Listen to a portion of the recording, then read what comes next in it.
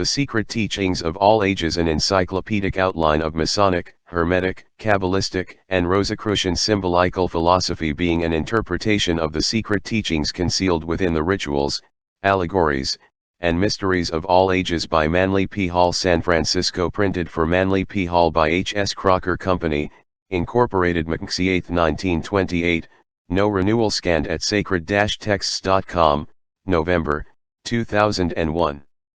J. B. Hare, Redactor. This text is in the public domain because it was not renewed at the U.S. Copyright Office in a timely fashion. These files may be used for any non-commercial purpose, provided this notice of attribution is left intact. Note: all page numbers in the original were given as Roman numerals. These have been converted to Arabic numerals in this text. P3. This book is dedicated to the rational soul of the world, edited by, as for educational purposes only, not to be reprinted and sold for profit. Preface. Numerous volumes have been written as commentaries upon the secret systems of philosophy existing in the ancient world, but the ageless truths of life, like many of the earth's greatest thinkers, have usually been clothed in shabby garments. The present work is an attempt to supply a tome worthy of those seers and sages whose thoughts are the substance of its pages. To bring about this coalescence of beauty and truth has proved most costly, but I believe that the result will produce an effect upon the mind of the reader which will more than justify the expenditure. Work upon the text of this volume was begun the first day of January, 1926, and has continued almost uninterruptedly for over 2 years. The greater part of the research work, however, was carried on prior to the writing of the manuscript. The collection of reference material was begun in 1921, and 3 years later the plans for the book took definite form. For the sake of clarity, all footnotes were eliminated, the various quotations and references to other authors being embodied in the text in their logical order. The bibliography is appended primarily to assist those interested in selecting for future study the most authoritative and important items dealing with philosophy and symbolism. To make readily accessible the abstruse information contained in the book, an elaborate topical cross-index is included. I make no claim for either the infallibility or the originality of any statement herein contained. I have studied the fragmentary writings of the ancients sufficiently to realize that dogmatic utterances concerning their tenets are worse than foolhardy. Traditionalism is the curse of modern philosophy, particularly that of the European schools. While many of the statements contained in this treatise may appear at first wildly fantastic, I have sincerely endeavored to refrain from haphazard metaphysical speculation, presenting the material as far as possible in the spirit rather than the letter of the original authors. By assuming responsibility only for the mistakes which may appear herein, I hope to escape the accusation of plagiarism which has been directed against nearly every writer on the subject of mystical philosophy. Having no particularism of my own to promulgate, I have not attempted to twist the original writings to substantiate preconceived notions, nor have I distorted doctrines in any effort to reconcile the irreconcilable differences present in the various systems of religio-philosophic thought. The entire theory of the book is diametrically opposed to the modern method of thinking, for it is concerned with subjects openly ridiculed by the sophists of the 20th century. Its true purpose is to introduce the mind of the reader to a hypothesis of living wholly beyond the pale of materialistic theology, philosophy, or science. The mass of abstruse material between its covers is not susceptible to perfect organization, but so far as possible related topics have been grouped together. Rich as the English language is in media of expression, it is curiously lacking in terms suitable to the conveyance of abstract philosophical premises. A certain intuitive grasp of the subtler meanings concealed within groups of inadequate words is necessary therefore to an understanding of the ancient mystery teachings. Although the majority of the items in the bibliography are in my own library, I wish to acknowledge gratefully the assistance rendered by the public libraries of San Francisco and Los Angeles, the libraries of the Scottish Rite in San Francisco and Los Angeles, the libraries of the University of California in Berkeley and Los Angeles, the Mechanics Library in San Francisco, and the Crotona Theosophical Library at Ojai, California. Special recognition for their help is also due to the following persons: Mrs. Max Haendel, Mrs. Alice Palmer Henderson, Mr. Ernest Dawson and staff, Mr. John Howell, Mr. Paul Elder, Mr. Philip Watson Hackett, and Mr. John R. Ruxtell. Single books were lent by other persons and organizations, to whom thanks are also given. The matter of translation was the greatest single task in the research work incident to the preparation of this volume. The necessary P6 German translations, which required nearly 3 years, were generously undertaken by Mr. Alfred Berry, who declined all remuneration for his labor. The Latin, Italian, French, and Spanish translations were made by Professor Homer P. Earle. The Hebrew text was edited by Rabbi Jacob M. Alkow. Miscellaneous short translations and checking also were done by various individuals. The editorial work was under the supervision of Dr. C. B. Rowlingson, through whose able efforts literary order was often brought out of literary chaos. Special recognition is also due the services rendered by Mr. Robert B. Tummins, of the staff of H.S. Crocker Company Incorporated, to whom were assigned the technical difficulties of fitting the text matter into its allotted space. For much of the literary charm of the work I am also indebted to Mr. M. M. Saxton, to whom the entire manuscript was first dictated and to whom was also entrusted the preparation of the index. The splendid efforts of Mr. J. Augustus Knapp, the illustrator, have resulted in a series of color plates which add materially to the beauty and completeness of the work.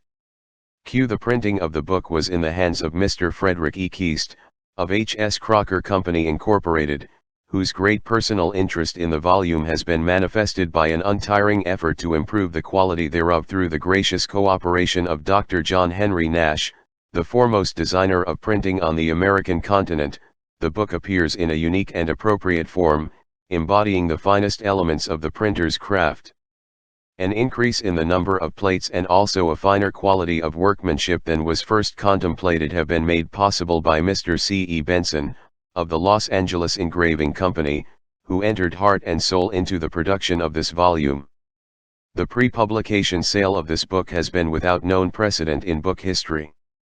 The subscription list for the first edition of 550 copies was entirely closed a year before the manuscript was placed in the printer's hands. The second, or King Solomon, edition, consisting of 550 copies, and the third, or Theosophical, edition, consisting of 200 copies, were sold before the finished volume was received from the printer. For so ambitious a production, this constitutes a unique achievement. The credit for this extraordinary sales program belongs to Mrs. Maud F. Golliger, who had as her ideal not to sell the book in the commercial sense of the word but to place it in the hands of those particularly interested in the subject matter it contains. Valuable assistance in this respect was also rendered by numerous friends who had attended my lectures and who without compensation undertook and successfully accomplished the distribution of the book. In conclusion, the author wishes to acknowledge gratefully his indebtedness to each one of the hundreds of subscribers through whose advance payments the publication of this folio was made possible. To undertake the enormous expense involved was entirely beyond his individual means, and those who invested in the volume had no assurance of its production and no security other than their faith in the integrity of the writer. I sincerely hope that each reader will profit from the perusal of this book, even as I have profited from the writing of it. The years of labor and thought expended upon it have meant much to me. The research work discovered to me many great truths. The writing of it discovered to me the laws of order and patience, the printing of it discovered to me new wonders of the arts and crafts, and the whole enterprise has discovered to me a multitude of friends whom otherwise I might never have known. And so, in the words of John Bunyan, I penned it down, until at last it came to be, for length and breadth, the bigness which you see. Manly P. Hall.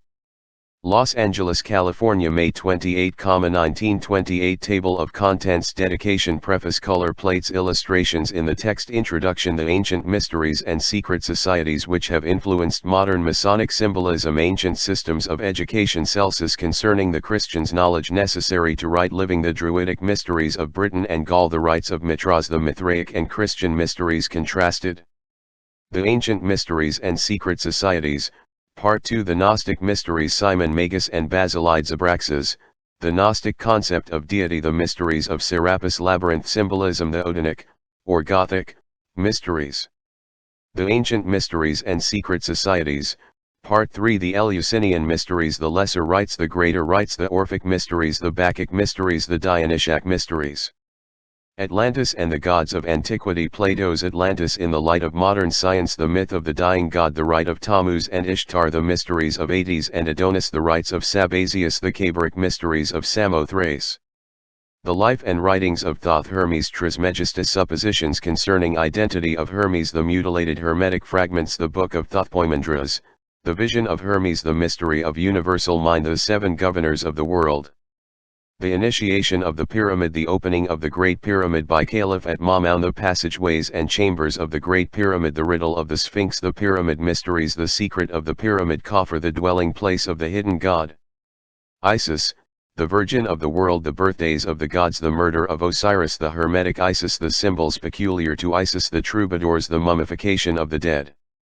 The sun, a universal deity, the solar trinity, Christianity and the sun, the birthday of the sun, the three suns, the celestial inhabitants of the sun, the midnight Sunday, the zodiac and its signs, primitive astronomical instruments, the equinoxes and solstices, the astrological ages of the world, the circular zodiac of Tentira, an interpretation of the zodiacal signs, the horoscope of the world.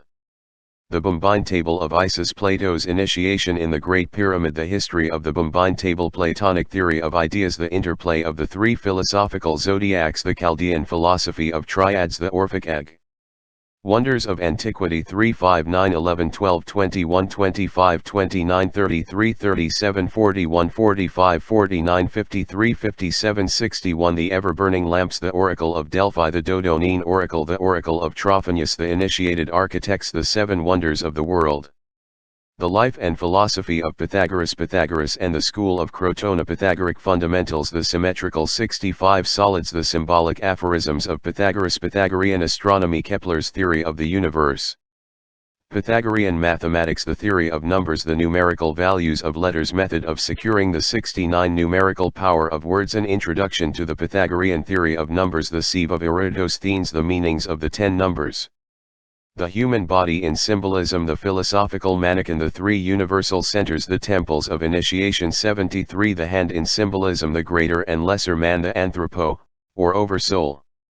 The Hiramic legend, the building of Solomon's temple, the murder of C. Hiram Abiff, the martyrdom 77 of Jacques de Molay, the spirit fire and the pineal gland, the wanderings of the astronomical C. Hiram, Cleopatra's needle and Mason's marks. The Pythagorean theory of music and color, Pythagoras and the diatonic scale, therapeutic music, the music of the spheres 81, the use of color in symbolism, the colors of the spectrum and the musical scale, zodiacal and planetary colors. Fishes, insects, animals, reptiles, and birds, Jonah and the whale, the fish, the symbol of Christ, the Egyptian scarab, Jupiter's 85 fly, the serpent of wisdom, the sacred crocodile. Fishes, insects, animals, reptiles, and birds.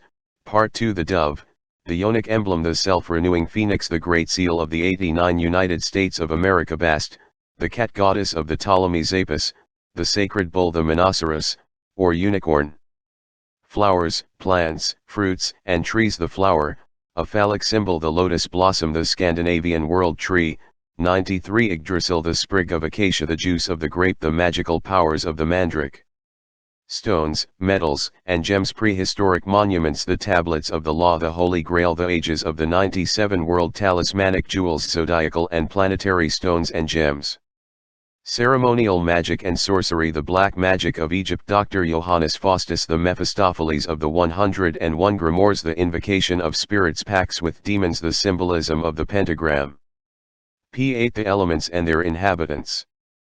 The Paracelsian theory of submundanes, the orders of elemental beings, the 105 gnomes, undines, salamanders, and sylphs, demonology, the incubus and succubus, vampirism. Hermetic pharmacology, chemistry, and therapeutics, the healing methods of Paracelsus, palingenesis, hermetic theories concerning the 109 cause of disease, medicinal properties of herbs, the use of drugs in the mysteries, the sect of the assassins. The Kabbalah, the secret doctrine of Israel, the written and unwritten laws, the origin of the Kabbalistic writings, Rabbi Simeon ben Jaquet, the great Kabbalistic books, the divisions of the Kabbalistic system, the Sefer Yetzirah. Fundamentals of Kabbalistic Cosmogony and Soph and the Cosmic Egg. The Kabbalistic System of Worlds. The Kabbalistic interpretation of Ezekiel's vision. The Great Image of Nebuchadnezzar's Dream. The Grand Man of the Universe. The 50 Gates of Life. The Tree of the Sephiroth. The 32 Paths of Wisdom. The Greater and the Lesser Face. Kircher's Sephirothic Tree. The Mystery of Doth. The 3 Pillars supporting the Sephirothic Tree. The 4 Letters of the Sacred Name. Kabbalistic Keys to the Creation of Man. Gematria, Notarican, and Temura. The Elohim. The 4 Adams. Arabian Traditions concerning Adam. Adam as the archetype of mankind. The Early Christian Church on the subject of marriage. An analysis of the tarot cards. The origin of playing cards. The Rota Mundi of the Rosicrucians. The problem of tarot symbolism. The unnumbered card. The symbolism of the 21 major trumps. The suit cards. The tabernacle in the wilderness. Moses, the Egyptian initiate the building of the tabernacle. The furnishings of the tabernacle. The Ark of the Covenant. The robes of glory. The Urim and Thummim. The Fraternity of the Rose Cross. The life of Father C.R.C. Johann Valentin Andrea. The alchemical teachings of the Rosicrucians. Significance of the Rose Cross. The Rosicrucian Temple. The adepts of the Rose Cross. Rosicrucian doctrines and tenets. The Confessio Fraternitatis. The anatomy of melancholy. John Hayden on Rosicrucianism. The 3 Mountains of the Wise. The philosophical egg. The objects of the Rosicrucian order. 15 Rosicrucian and Kabbalistic diagrams. Shamayim, the ocean of spirit. The 7 days of creation. The symbolic tomb of Christian Rosenkreuz. The regions of the elements. The New Jerusalem. The grand secret of nature. Alchemy and its exponents. The multiplication of metals. The medal of Emperor Leopold I. Paracelsus of Hohenheim. Raymond Lully. Nicholas Flarnmal. Count Bernard of Treviso. The theory and practice of alchemy. The origin of alchemical philosophy. Alexander the Great and the talking trees. Nature and art. Alchemical symbolism. The Song of Solomon. The philosopher's gold. The theory and practice of alchemy, Part 2. The alchemical prayer. The Emerald Tablet of Hermes. A letter from the brothers of R.C. The magical mountain of the moon. An alchemical formula. The dew of the sages. 113, 117, 121, 125, 129, 133, 137, 141, 145, 149, 153, 157. The chemical marriage. Christian Rosenkreuz is invited to the chemical wedding. The Virgo Lucifero. The philosophical inquisition. The Tower of Olympus. The homunculi. The Knights of the Golden Stone. Bacon, Shakespeare, and the Rosicrucians. The Rosicrucian Mask. Life of William Shakespeare. Sir Francis Bacon. The acrostic signatures. The significant number 33. The philosophic death. The cryptogram as a factor in symbolic philosophy. Secret alphabets. The biliteral cipher. Pictorial ciphers. Achromatic ciphers. Numerical and musical ciphers. Code ciphers. Freemasonic symbolism. The pillars raised by the sons of Seth, Enoch, and the royal arches. The Dionysiac architects. The Roman Collegia Solomon, the personification of universal wisdom. Freemasonry's priceless heritage. Mystic Christianity. Saint Irenaeus on the life of Christ. The original name of Jesus. The christened man. The Essenes. The Arthurian cycle. Merlin the Mage. The Cross and the Crucifixion. The Aurea Legenda. The lost libraries of Alexandria. The cross in pagan symbolism. The crucifixion, a cosmic allegory. The crucifixion of Quetzalcoatl. The nails of the Passion. The mystery of the Apocalypse. The sacred city of Ephesus. The authorship of the Apocalypse. The Alpha and Omega. The Lamb of God. The 4 Horsemen. The number of the beast. The faith of Islam. The life of Mohammed. The revelation of the Quran. The valedictory pilgrimage. The tomb of the Prophet. The Kaaba at Mecca. The secret doctrine of Islam. American Indian symbolism. The ceremony of the peace pipe. The historical Hiawatha. The Popolvuh. American Indian sorcery. The mysteries of Xibalba. The Midwivin. The mysteries and their emissaries. The golden chain of Homer. Hypatia, the Alexandrian Neoplatonist. The divine Cagliostro. The Comte de St. Germain. The designing of the American flag. The Declaration of Independence. Conclusion. Bibliography. Index 161, 165, 169, 173, 177, 181, 185, 189, 193, 197, 201, 205, 207. Introduction. Philosophy is the science of estimating values. The superiority of any state or substance over another is determined by philosophy. By assigning a position of primary importance to what remains when all that is secondary has been removed, philosophy thus becomes the true index of priority or emphasis in the realm of speculative thought. The mission of philosophy a priori is to establish the relation of manifested things to their invisible ultimate cause or nature. Philosophy, writes Sir William Hamilton, has been defined as the science of things divine and human, and of the causes in which they are contained Cicero, the science of effects by their causes Hobbes, the science of sufficient reasons Leibniz, the science of things possible, inasmuch as they are possible Wolff, the science of things evidently deduced from first principles Descartes, the science of truths, sensible and abstract de Condillac, the application of reason to its legitimate objects Tennemann, the science of the relations of all knowledge to the necessary ends of human reason Kant, the science of the original form of the ego or mental self Krug, the science of sciences Fichte, the science of the absolute von Schelling, the science of the absolute indifference of the ideal and real von Schelling - or, the identity of identity and non-identity Hegel. See lectures on metaphysics and logic. The 6 headings under which the disciplines of philosophy are commonly classified are, metaphysics, which deals with such abstract subjects as cosmology, theology, and the nature of being; logic, which deals with the laws governing rational thinking, or, as it has been called, the doctrine of fallacies; ethics, which is the science of morality, individual responsibility, and character concerned chiefly with an effort to determine the nature of good; psychology, which is devoted to investigation and classification of those forms of phenomena referable to a mental origin; epistemology, which is the science concerned primarily with the nature of knowledge itself and the question of whether it may exist in an absolute form; and aesthetics, which is the science of the nature of and the reactions awakened by the beautiful, the harmonious, the elegant, and the noble. Plato regarded philosophy as the greatest good ever imparted by divinity to man. In the 20th century, however, it has become a ponderous and complicated structure of arbitrary and irreconcilable notions, yet each substantiated by almost incontestable logic. The lofty theorems of the old academy, which Iamblichus likened to the nectar and ambrosia of the gods, have been so adulterated by opinion which Heraclitus declared to be a falling sickness of the mind that the heavenly mead would now be quite unrecognizable to this great Neoplatonist. Convincing evidence of the increasing superficiality of modern scientific and philosophic thought is its persistent drift towards materialism. When the great astronomer Laplace was asked by Napoleon why he had not mentioned God in his Traité de la mécanique céleste, the mathematician naively replied, "Sire, I had no need for that hypothesis." In his treatise on atheism, Sir Francis Bacon tersely summarizes the situation thus: "A little philosophy inclineth man's mind to atheism, but depth in philosophy bringeth men's minds about to religion." The Metaphysics of Aristotle opens with these words: "All men naturally desire to know." To satisfy this common urge, the unfolding human intellect has explored the extremities of imaginable space without and the extremities of imaginable self within, seeking to estimate the relationship between the one and the all, the effect and the cause, nature and the groundwork of nature, the mind and the source of the mind, the spirit and the substance of the spirit, the illusion and the reality. An ancient philosopher once said, "He who has not even a knowledge of common things is a brute among men. He who has an accurate knowledge of human concerns alone is a man among brutes. But he who knows all that can be known by intellectual energy, is a god among men." Man's status in the natural world is determined, therefore, by the quality of his thinking.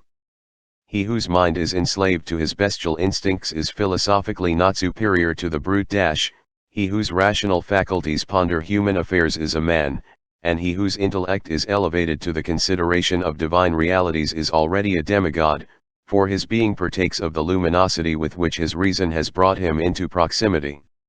In his encomium of the science of sciences, Cicero is led to exclaim, "O philosophy, life's guide!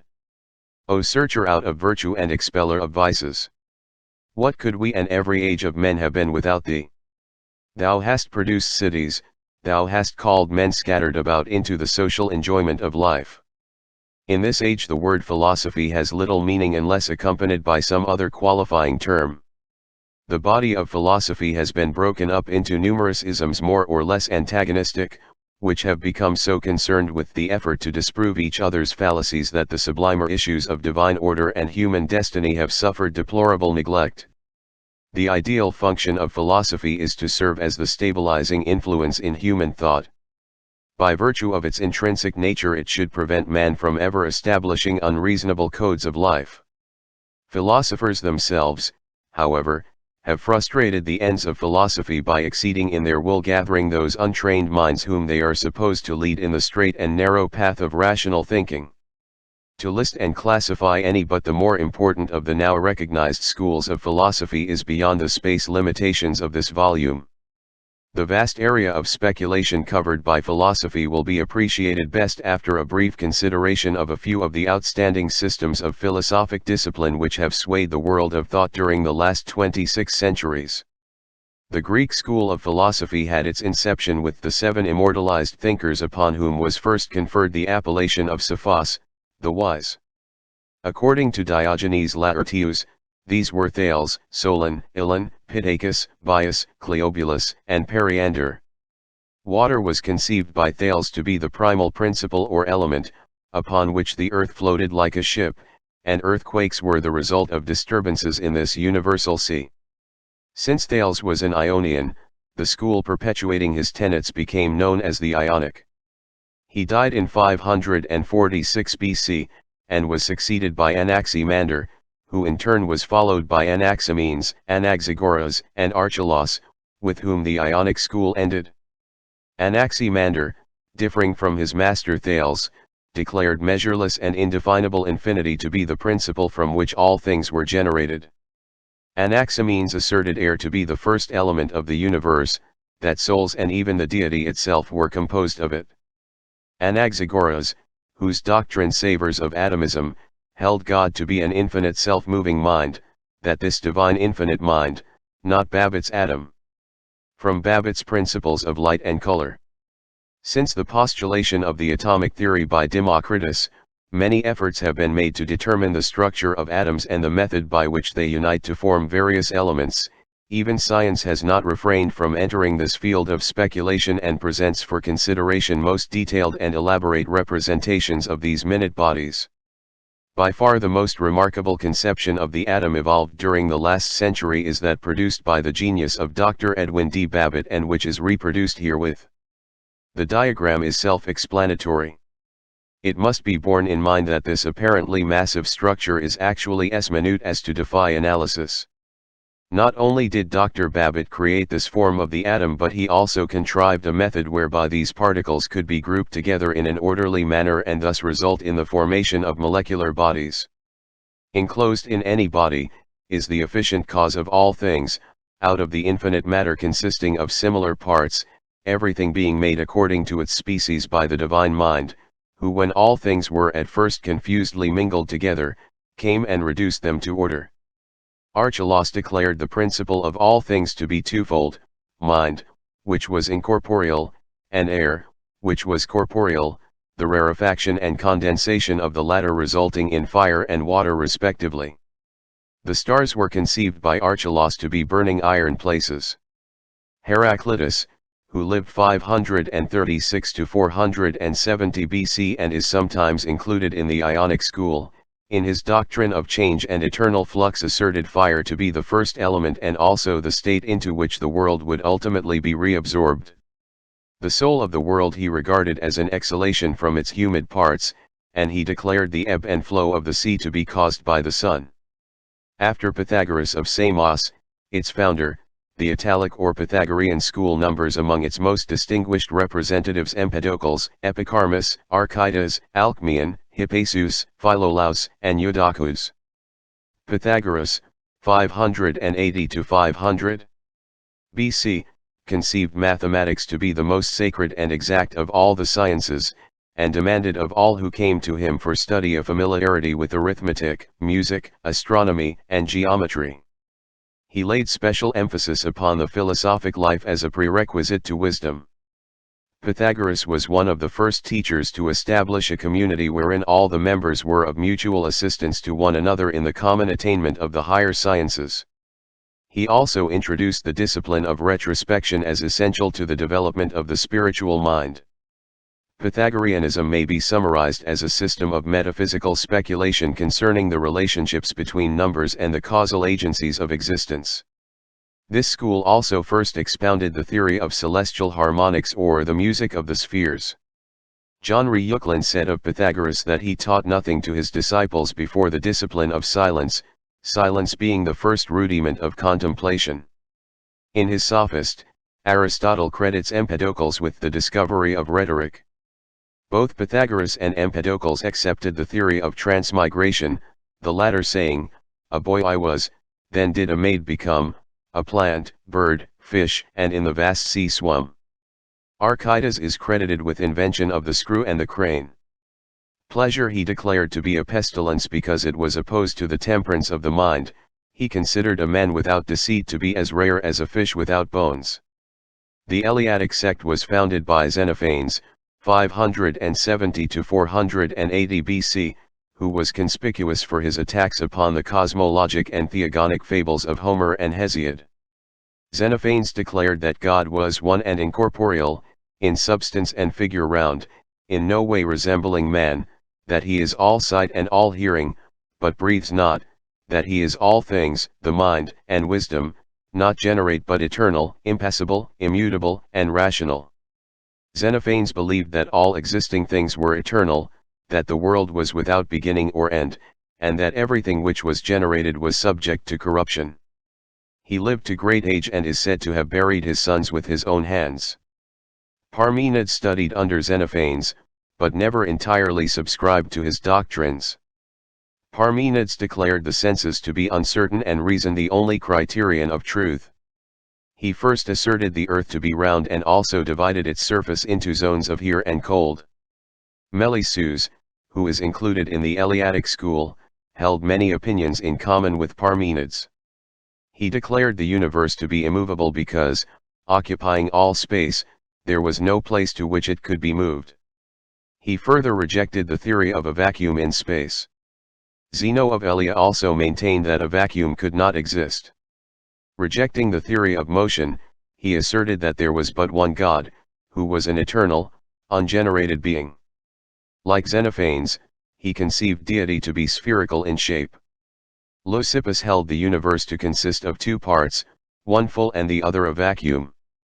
From the infinite a host of minute fragmentary bodies descended into the vacuum, where, through continual agitation, they organized themselves into spheres of substance.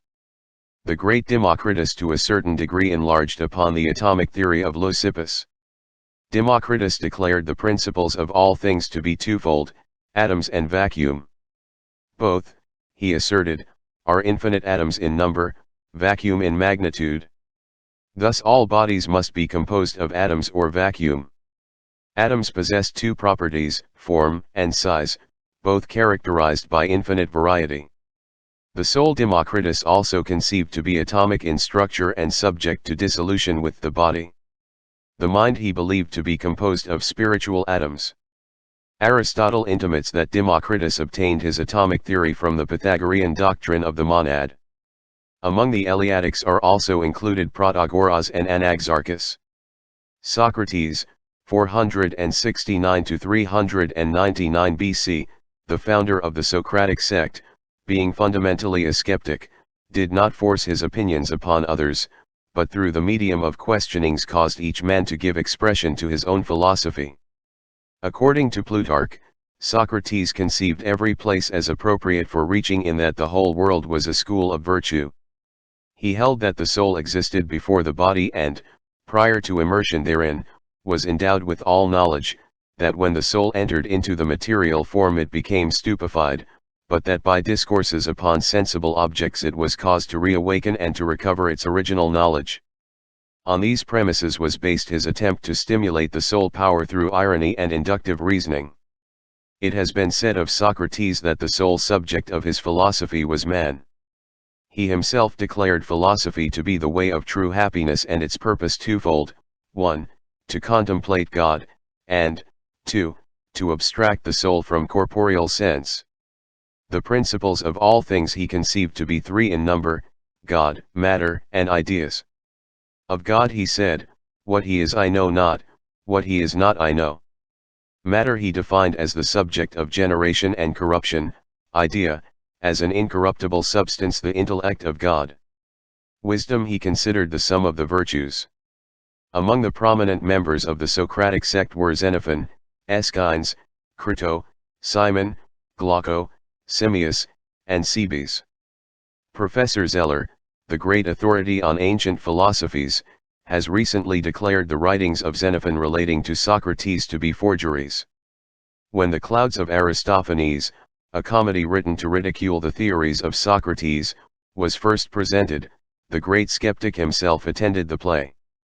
During the performance, which caricatured him seated in a basket high in the air studying the sun, Socrates rose calmly in his seat, the better to enable the Athenian spectators to compare his own unprepossessing features with the grotesque mask worn by the actor impersonating him.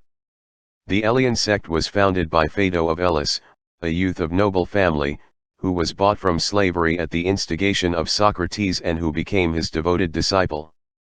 Plato so highly admired Phaedo's mentality that he named one of the most famous of his discourses the Phaedo. Phaedo was succeeded in his school by Pleisthence, who in turn was followed by Mendemus.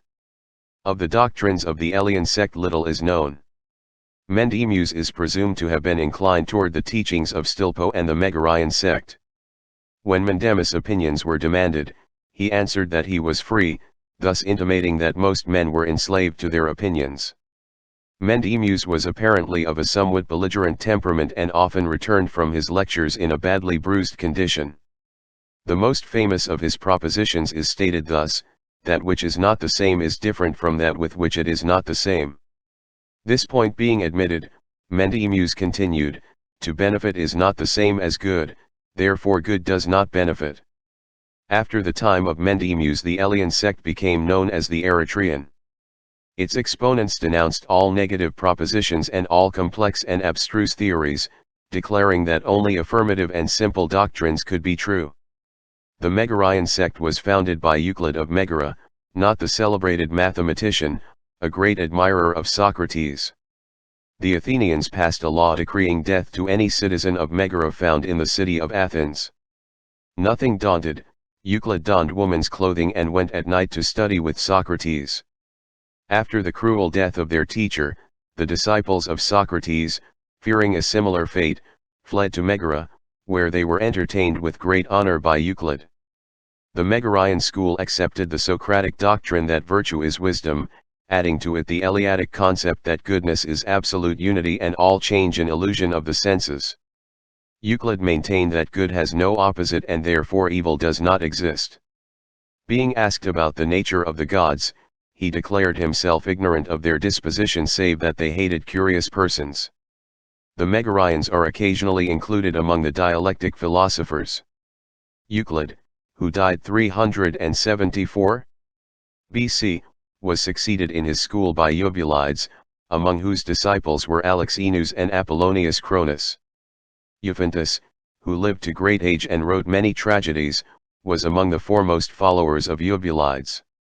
Diodorus is usually included in the Megarian school, having heard Eubulides lecture. According to legend, Diodorus died of grief because he could not answer instantly certain questions asked him by Stilpo, at one time master of the Megarian school. Diodorus held that nothing Plato. From Thomason's Recueil de Figures, groups, thermes, fontaines, vases et autres ornaments. Plato's real name was Aristocles. When his father brought him to study with Socrates, the great skeptic declared that on the previous night he had dreamed of a white swan, which was an omen that his new disciple was to become one of the world's illumined. There is a tradition that the immortal Plato was sold as a slave by the king of Sicily. P15 can be moved, since to be moved it must be taken out of the place in which it is and put into the place where it is not, which is impossible because all things must always be in the places where they are. The Cynics were a sect founded by Antisthenes of Athens, 444 to 365 BC, a disciple of Socrates. Their doctrine may be described as an extreme individualism which considers man as existing for himself alone and advocates surrounding him by inharmony, suffering, and direst need that be may thereby be driven to retire more completely into his own nature. The Cynics renounced all worldly possessions, living in the rudest shelters and subsisting upon the coarsest and simplest food. On the assumption that the gods wanted nothing, the Cynics affirmed that those whose needs were fewest consequently approached closest to the divinities. Being asked what he gained by a life of philosophy, Antis thence replied that he had learned how to converse with himself. Diogenes of Sinope is remembered chiefly for the tub in the Metrum which for many years served him as a home. The people of Athens loved the beggar philosopher, and when a youth in jest bored holes in the tub, the city presented Diogenes with a new one and punished the youth. Diogenes believed that nothing in life can be rightly accomplished without exercitation. He maintained that everything in the world belongs to the wise, a declaration which he proved by the following logic: all things belong to the gods are friends to wise persons, all things are common amongst friends, therefore all things belong to the wise. Among the Cynics are Monimus, one Socrates, Crates, Metrocles, Hipparchia, who married Crates, Menippus, and Mendemus. The Cyrenaic sect, founded by Aristippus of Cyrene, 435 to 356 BC, promulgated the doctrine of hedonism. Learning of the fame of Socrates, Aristippus journeyed to Athens and applied himself to the teachings of the great skeptic. Socrates, pained by the voluptuous and mercenary tendencies of Aristippus, vainly labored to reform the young man. Aristippus has the distinction of being consistent in principle and practice, for he lived in perfect harmony with his philosophy that the quest of pleasure was the chief purpose of life. The doctrines of the Cyrenaics may be summarized thus: all that is actually known concerning any object or condition is the feeling which it awakens in man's own nature. In the sphere of ethics, that which awakens the most pleasant feeling is consequently to be esteemed as the greatest good. Emotional reactions are classified as pleasant or gentle, harsh and mean. The end of pleasant emotion is pleasure, the end of harsh emotion, grief, the end of mean emotion, nothing. Through mental perversity some men do not desire pleasure. In reality, however, pleasure, especially of a physical nature, is the true end of existence and exceeds in every way mental and spiritual enjoyments. Pleasure, furthermore, is limited wholly to the moment.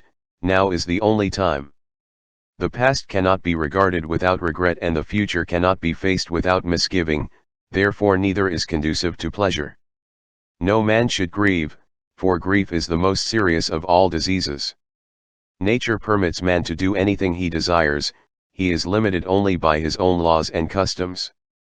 A philosopher is one free from envy, love, and superstition, and whose days are one long round of pleasure. Indulgence was thus elevated by Aristippus to the chief position among the virtues.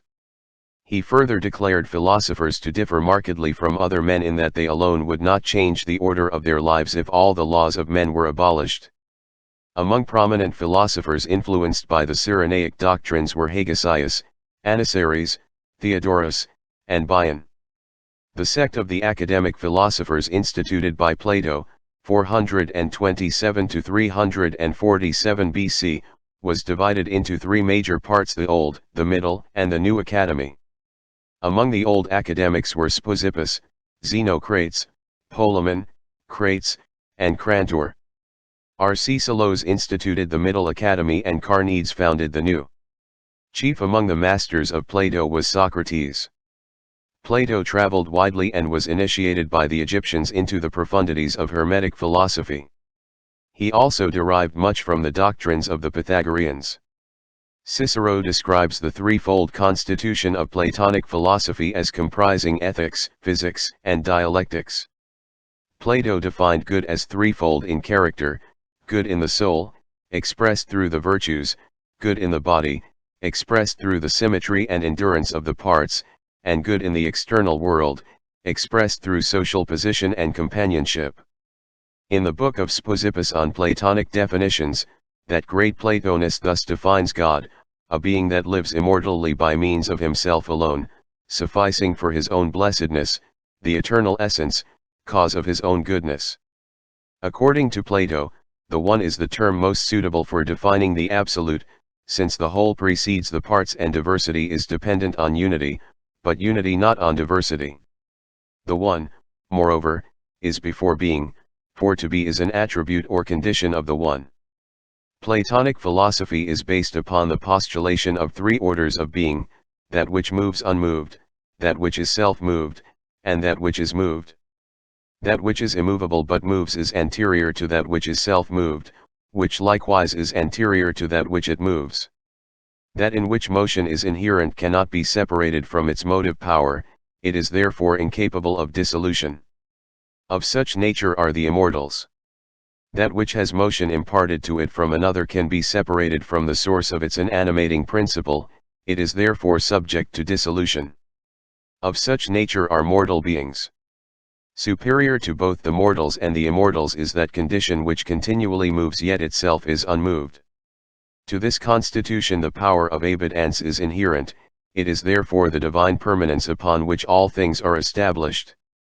Being nobler even than self-motion, the unmoved mover is the first of all dignities. The Platonic discipline was founded upon the theory that learning is really reminiscence, or the bringing into objectivity of knowledge formerly acquired by the soul in a previous state of existence. At the entrance of the Platonic school in the academy were written the words, "Let none ignorant of geometry enter here." After the death of Plato, his disciples separated into two groups. 1. The academics, continued to meet in the academy where once he had presided; the other, the peripatetics, removed to the Lyceum under the leadership of Aristotle, 384 to 322 BC. Plato recognized Aristotle as his greatest disciple and, according to Philoponus, referred to him as the mind of the school. If Aristotle were absent from the lectures, Plato would say, "The intellect is not here." Of the prodigious genius of Aristotle, Thomas Taylor writes in his introduction to the Metaphysics, "When we consider that he was not only well acquainted with every science, as his works abundantly evince, but that he wrote on almost every subject which is comprehended in the circle of human knowledge, and this with matchless accuracy and skill, we know not which to admire most, the penetration or extent of his mind." The problem of diversity from Kircher's Ars Magna Sciendi. In the above diagram Kircher arranges 18 objects in two vertical columns and then determines the number of arrangements in which they can be combined. By the same method Kircher further estimates that 50 objects may be arranged in 1,273, 726, 838, 815, 420, 339, 851, 343, 083, 767, 005, 515, 293, 749, 454, 795, 408, 000, 000, combinations. From this it will be evident that infinite diversity is possible, for the countless parts of the universe may be related to each other in an incalculable number of ways, and through the various combinations of these limitless subdivisions of being, infinite individuality and infinite variety must inevitably result. Thus it is further evident that life can never become monotonous or exhaust the possibilities of variety. P16 paragraph continues of the philosophy of Aristotle. The same author says, "The end of Aristotle's moral philosophy is perfection through the virtues, and the end of his contemplative philosophy an union with the one principle of all things." Aristotle conceived philosophy to be twofold, practical and theoretical. Practical philosophy embraced ethics and politics, theoretical philosophy, physics and logic. Metaphysics he considered to be the science concerning that substance which has the principle of motion and rest inherent to itself. To Aristotle the soul is that by which man first lives, feels, and understands. Hence to the soul he assigned three faculties: nutritive, sensitive, and intellective. He further considered the soul to be twofold, rational and irrational, and in some particulars elevated the sense perceptions above the mind. Aristotle defined wisdom as the science of first causes. The four major divisions of his philosophy are dialectics, physics, ethics, and metaphysics. God is defined as the first mover, the best of beings, an immovable substance, separate from sensible things, void of corporeal quantity, without parts, and indivisible.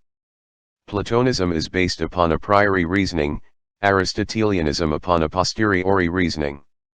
Aristotle taught his pupil, Alexander the Great, to feel that if he had not done a good deed he had not reigned that day. Among his followers were Theophrastus, Strato, Lyco, Aristo, Critolaus, and Diodorus. Of skepticism as propounded by Pyrrho of Elis, 365 to 275 BC, and by Timon, Sextus Empiricus said that those who seek must find or deny they have found or can find, or persevere in the inquiry. Those who suppose they have found truth are called dogmatists, those who think it incomprehensible are the academics, those who still seek are the skeptics. The attitude of skepticism towards the knowable is summed up by Sextus Empiricus in the following words: but the chief ground of skepticism is that to every reason there is an opposite reason equivalent, which makes us forbear to dogmatize. The skeptics were strongly opposed to the dogmatists and were agnostic in that they held the accepted theories regarding deity to be self-contradictory and undemonstrable. How, asked the skeptic, can we have indubitate knowledge of God, knowing not his substance, form, or place? For, while philosophers disagree irreconcilably on these points, their conclusions cannot be considered as undoubtedly true. Since absolute knowledge was considered unattainable, the skeptics declared the end of their discipline to be, in opinionatives, in disturbance, in impulsives, moderation, and in disquietives, suspension. The sect of the Stoics was founded by Zeno, 340 to 265 BC, the Citian, who studied under Crates the Cynic, from which sect the Stoics had their origin. Zeno was succeeded by Cleanthes, Chrysippus, Zeno of Tarsus, Diogenes, Antipater, Painidius, and Posidonius. Most famous of the Roman Stoics are Epictetus and Marcus Aurelius. The Stoics were essentially pantheists, since they maintained that as there is nothing better than the world is God. Zeno declared that the reason of the world is diffused throughout it as seed. Stoicism is a materialistic philosophy, enjoining voluntary resignation to natural law. Chrysippus maintained that good and evil being contrary, both are necessary since each sustains the other. The soul was regarded as a body distributed throughout the physical form and subject to dissolution with it. Though some of the Stoics held that wisdom prolonged the existence of the soul, actual immortality is not included in their tenets. The soul was said to be composed of 8 parts, the 5 senses, the generative power, the vocal power, and an 8th, or hegemonic, part. Nature was defined as God mixed throughout the substance of the world. All things were looked upon as bodies either corporeal or incorporeal. Meekness marked the attitude of the Stoic philosopher. While Diogenes was delivering a discourse against anger, one of his listeners spat contemptuously in his face. Receiving the insult with humility, the great Stoic was moved to retort, "I am not angry, but am in doubt whether I ought to be so or not." Epicurus of Samos, 341 to 270 BC, was the founder of the Epicurean sect, which in many respects resembles the Cyrenaic but is higher in its ethical standards. The Epicureans also posited pleasure as the most desirable state, but conceived it to be a grave and dignified state achieved through renunciation of those mental and emotional inconstancies which are productive of pain and sorrow. Epicurus held that as the pains of the mind and soul are more grievous than those of the body, so the joys of the mind and soul exceed those of the body. The Cyrenaics asserted pleasure to be dependent upon action or motion, the Epicureans claimed rest or lack of action to be equally productive of pleasure. Epicurus accepted the philosophy of Democritus concerning the nature of atoms and based his physics upon this theory. The Epicurean philosophy may be summed up in 4 canons: 1. Sense is never deceived, and therefore every sensation and every perception of an appearance is true. 2. Opinion follows upon sense and is suprad to sensation, and capable of truth or falsehood. 3. All opinion attested, or not contradicted by the evidence of sense, is true. 4. An opinion contradicted, or not attested by the evidence of sense, is false.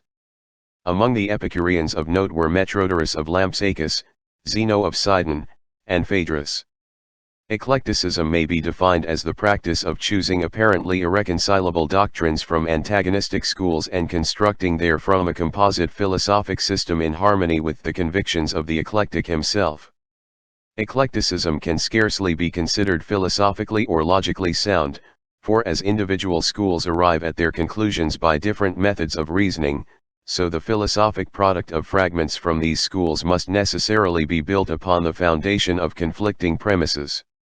Eclecticism, accordingly, has been designated the layman's cult. In the Roman Empire little thought was devoted to philosophic theory, consequently most of its thinkers were of the eclectic type. Cicero is the outstanding example of early eclecticism, for his writings are a veritable potpourri of invaluable fragments from earlier schools of thought. Eclecticism appears to have had its inception at the moment when men first doubted the possibility of discovering ultimate truth. Observing all so-called knowledge to be mere opinion at best, the less studious furthermore concluded that the wiser course to pursue was to accept that which appeared to be the most reasonable of the teachings of any school or individual. From this practice, however, arose a pseudo-broad-mindedness devoid of the element of preciseness found in true logic and philosophy. The Neo-Pythagorean school flourished in Alexandria during the 1st century of the Christian era. Only two names stand out in connection with it: Apollonius of Tyana and Moderatus of Gades. Neo-Pythagoreanism is a link between the older pagan philosophies and Neoplatonism. Like the former, it contained many exact elements of thought derived from Pythagoras and Plato; like the latter, it emphasized metaphysical speculation and ascetic habits. A striking similarity has been observed by several authors between Neo-Pythagoreanism and the doctrines of the Essenes. Special emphasis was laid upon the mystery of numbers, and it is possible that the Neo-Pythagoreans had a far wider knowledge of the true teachings of Pythagoras than is available today. Even in the 1st century Pythagoras was regarded more as a god than a man, and the revival of his philosophy was resorted to apparently in the hope that his name would stimulate interest in the deeper systems of learning. But Greek philosophy had passed the zenith of its splendor. The mass of humanity was awakening to the importance of physical life and physical phenomena. The emphasis upon earthly affairs which began to assert itself later reached maturity of expression in 20th century materialism and commercialism. Aeneas at the Gate of Hell, from Virgil's Aeneid. Dryden's translation. Virgil describes part of the ritual of a Greek mystery, possibly the Eleusinian, in his account of the descent of Aeneas to the Gate of Hell under the guidance of the Sibyl. Of that part of the ritual portrayed above, the immortal poet writes, "Full in the midst of this infernal road, an elm displays her dusky arms abroad, the god of sleep there hides his heavy head, and empty dreams on every leaf are spread. Of various forms, unnumbered spectres more, centaurs, and double shapes, besiege the door, before the passage horrid Hydra stands, and Briareus with all his 100 hands, Gorgons, Geryon with his triple frame, and vain Chimera vomits empty flame. The chief unsheathed his shining steel, prepared, though seized with sudden fear, to force the guard. Offering his brandished weapon at their face, had not the Sibyl stopped his eager pace, and told him what those empty phantoms were, forms without bodies, and impassive air. p. 17. Even though Neoplatonism was to intervene and many centuries pass before this emphasis took definite form. Although Ammonius Saccas was long believed to be the founder of Neoplatonism, the school had its true beginning in Plotinus, AD 204-269. Prominent among the Neoplatonists of Alexandria, Syria, Rome, and Athens were Porphyry, Iamblichus, Salistius, the Emperor Julian, Plutarch, and Proclus. Neoplatonism was the supreme effort of decadent pagandom to publish and thus preserve for posterity its secret, or unwritten, doctrine. In its teachings ancient idealism found its most perfect expression. Neoplatonism was concerned almost exclusively with the problems of higher metaphysics. It recognized the existence of a secret and all-important doctrine which from the time of the earliest civilizations had been concealed within the rituals, symbols, and allegories of religions and philosophies. To the mind unacquainted with its fundamental tenets, Neoplatonism may appear to be a mass of speculations interspersed with extravagant flights of fancy. Such a viewpoint, however, ignores the institutions of the mysteries, those secret schools into whose profundities of idealism nearly all of the first philosophers of antiquity were initiated.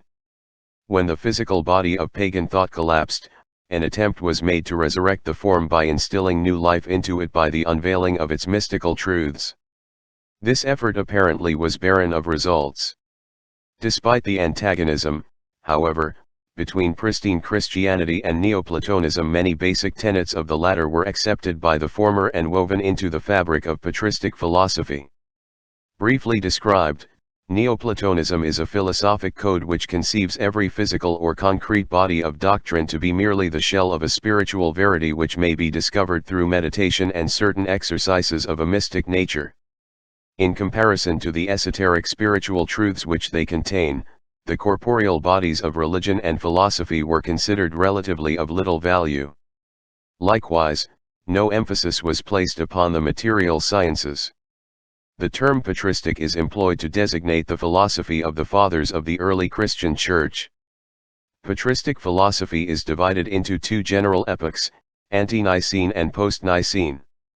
The ante-Nicene period in the main was devoted to attacks upon paganism and to apologies and defenses of Christianity.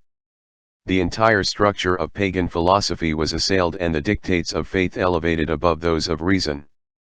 In some instances, efforts were made to reconcile the evident truths of paganism with Christian revelation.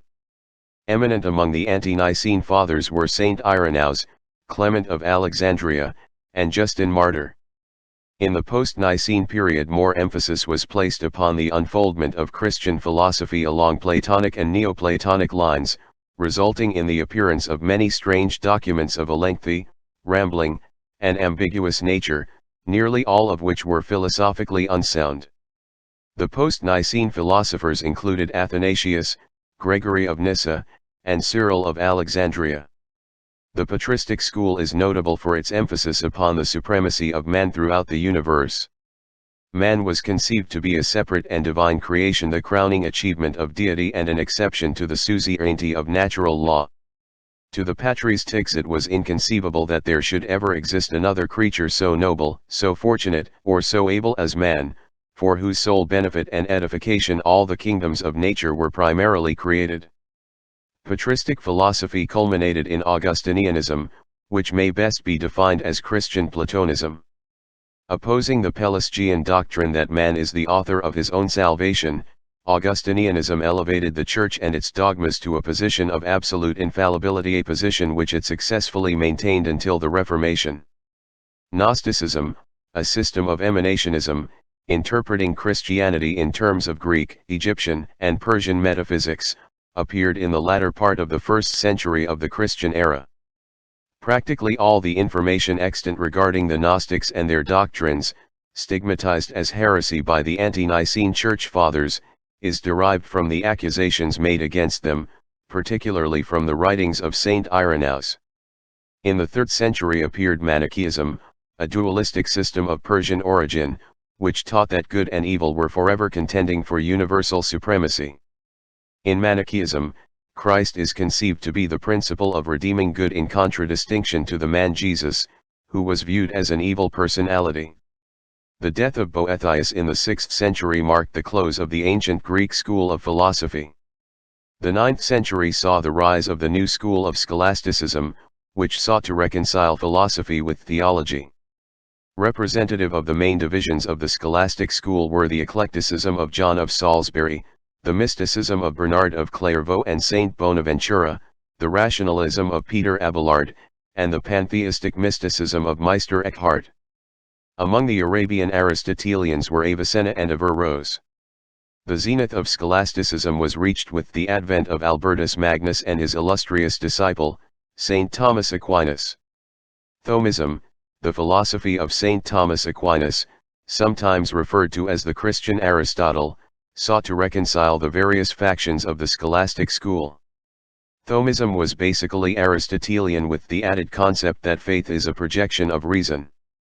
Scotism, or the doctrine of voluntarism promulgated by Jonas Duns Scotus, a Franciscan scholastic, emphasized the power and efficacy of the individual will, as opposed to Thomism. The outstanding characteristic of scholasticism was its frantic effort to cast all European thought in an Aristotelian mold. Eventually the schoolmen descended to the level of mere wordmongers who picked the words of Aristotle so clean that nothing but the bones remained. It was this decadent school of meaningless verbiage against which Sir Francis Bacon directed his bitter shafts of irony and which he relegated to the potter's field of discarded notions. The Baconian, or inductive, system of reasoning, whereby facts are arrived at by a process of observation and verified by experimentation, cleared the way for the schools of modern science. Bacon was followed by Thomas Hobbes, for some time his secretary, who held mathematics to be the only exact science and thought to be essentially a mathematical process. Hobbes declared matter to be the only reality, and scientific investigation to be limited to the study of bodies, the phenomena relative to their probable causes, and the consequences which flow from them under every variety of circumstance.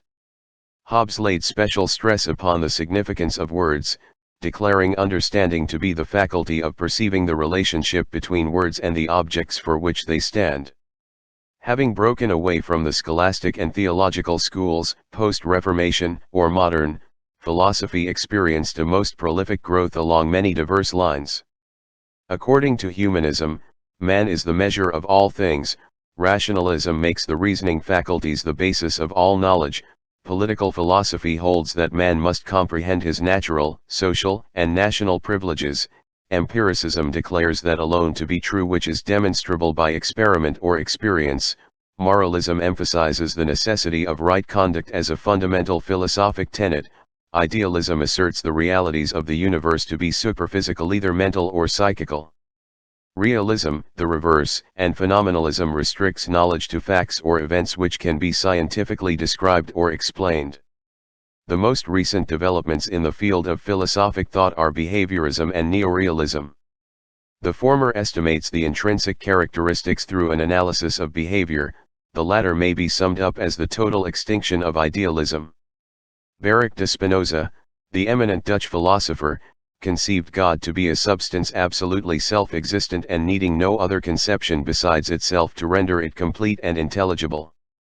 The nature of this being was held by Spinoza to be comprehensible only through its attributes, which are extension and thought. These combine the Ptolemaic scheme of the universe. From an old print, courtesy of Carl Oscar Borg. In ridiculing the geocentric system of astronomy expounded by Claudius Ptolemy, modern astronomers have overlooked the philosophic key to the Ptolemaic system. The universe of Ptolemy is a diagrammatic representation of the relationships existing between the various divine and elemental parts of every creature, and is not concerned with astronomy as that science is now comprehended. In the above figure, special attention is called to the three circles of zodiacs surrounding the orbits of the planets. These zodiacs represent the threefold spiritual constitution of the universe. The orbits of the planets are the governors of the world, and the four elemental spheres in the center represent the physical constitution of both man and the universe. Ptolemy's scheme of the universe is simply a cross-section of the universal aura, the planets and elements to which he refers having no relation to those recognized by modern astronomers. P18 to form an endless variety of aspects or modes. The mind of man is one of the modes of infinite thought, the body of man one of the modes of infinite extension. Through reason man is enabled to elevate himself above the illusionary world of the senses and find eternal repose in perfect union with the divine essence. Spinoza, it has been said, deprived God of all personality, making deity synonymous with the universe. German philosophy had its inception with Gottfried Wilhelm von Leibniz, whose theories are permeated with the qualities of optimism and idealism. Leibniz's criteria of sufficient reason revealed to him the insufficiency of Descartes' theory of extension, and he therefore concluded that substance itself contained an inherent power in the form of an incalculable number of separate and all-sufficient units. Matter reduced to its ultimate particle ceases to exist as a substantial body, being resolved into a mass of immaterial ideas or metaphysical units of power, to which Leibniz applied the term monad. Thus the universe is composed of an infinite number of separate monadic entities unfolding spontaneously through the objectification of innate active qualities. All things are conceived as consisting of single monads of varying magnitudes or of aggregations of these bodies, which may exist as physical, emotional, mental, or spiritual substances. God is the first and greatest monad. The spirit of man is an awakened monad in contradistinction to the lower kingdoms whose governing monadic powers are in a semi-dormant state. Though a product of the Leibnizian Wolffian school, Immanuel Kant, like Locke, dedicated himself to investigation of the powers and limits of human understanding. The result was his critical philosophy, embracing the critique of pure reason, the critique of practical reason, and the critique of judgment. Drive W. J. Durant sums up Kant's philosophy in the concise statement that he rescued mind from matter. The mind Kant conceived to be the selector and coordinator of all perceptions, which in turn are the result of sensations grouping themselves about some external object. In the classification of sensations and ideas, the mind employs certain categories, of sense, time, and space, of understanding, quality, relation, modality, and causation, and the unity of apperception. Being subject to mathematical laws, time and space are considered absolute and sufficient basis for exact thinking. Kant's practical reason declared that while the nature of noumenon could never be comprehended by the reason, the fact of morality proves the existence of three necessary postulates: free will, immortality, and God. In the critique of judgment, Kant demonstrates the union of the noumenon and the phenomenon in art and biological evolution. German superintellectualism is the outgrowth of an overemphasis of Kant's theory of the autocratic supremacy of the mind over sensation and thought. The philosophy of Johann Gottlieb Fichte was a projection of Kant's philosophy, wherein he attempted to unite Kant's practical reason with his pure reason. Fichte held that the known is merely the contents of the consciousness of the knower, and that nothing can exist to the knower until it becomes part of those contents. Nothing is actually real, therefore, except the facts of one's own mental experience. Recognizing the necessity of certain objective realities, Friedrich Wilhelm Joseph von Schelling, who succeeded Fichte in the chair of philosophy at Jena, first employed the doctrine of identity as the groundwork for a complete system of philosophy. Whereas Fichte regarded self as the absolute, von Schelling conceived infinite and eternal mind to be the all-pervading cause. Realization of the absolute is made possible by intellectual intuition which, being a superior or spiritual sense, is able to dissociate itself from both subject and object. Kant's categories of space and time von Schelling conceived to be positive and negative respectively, and material existence the result of the reciprocal action of these two expressions. Von Schelling also held that the absolute in its process of self-development proceeds according to a law or rhythm consisting of three movements. The first, a reflective movement, is the attempt of the infinite to embody itself in the finite. The second, that of subsumption, is the attempt of the absolute to return to the infinite after involvement in the finite. The third, that of reason, is the neutral point wherein the two former movements are blended. George Wilhelm Friedrich Hegel considered the intellectual intuition of von Schelling to be philosophically unsound and hence turned his attention to the establishment of a system of philosophy based upon pure logic. Of Hegel it has been said that he began with nothing and showed with logical precision how everything had proceeded from it in logical order. Hegel elevated logic to a position of supreme importance, in fact as a quality of the absolute itself. God he conceived to be a process of unfolding which never attains to the condition of unfoldment. In like manner, thought is without either beginning or end. Hegel further believed that all things owe their existence to their opposites and that all opposites are actually identical. Thus the only existence is the relationship of opposites to each other, through whose combinations new elements are produced. As the divine mind is an eternal process of thought never accomplished, Hegel assails the very foundation of the ism and his philosophy limits immortality to the ever-flowing deity alone. Evolution is consequently the never-ending flow of divine consciousness out of itself. All creation, though continually moving, never arrives at any state other than that of ceaseless flow. Johann Friedrich Herbart's philosophy was a realistic reaction from the idealism of Fichte and von Schelling. To Herbart, the true basis of philosophy was the great mass of phenomena continually moving through the human mind. Examination of phenomena, however, demonstrates that a great part of it is unreal, at least incapable of supplying the mind with actual truth. To correct the false impressions caused by phenomena and discover reality, Herbart believed it necessary to resolve phenomena into separate elements, for reality exists in the elements and not in the whole. He stated that objects can be classified by three general terms: thing, matter, and mind, the first a unit of several properties, the second an existing object, the third a self-conscious being. All three notions give rise, however, to certain contradictions, with whose solution Herbart is primarily concerned. For example, consider matter. Though capable of filling space, if reduced to its ultimate state it consists of incomprehensibly minute units of divine energy occupying no physical space whatsoever. The true subject of Arthur Schopenhauer's philosophy is the will. The object of his philosophy is the elevation of the mind to the point where it is capable of controlling the will. Schopenhauer likens the will to a strong blind man who carries on his shoulders the intellect, which is a weak lame man possessing the power of sight.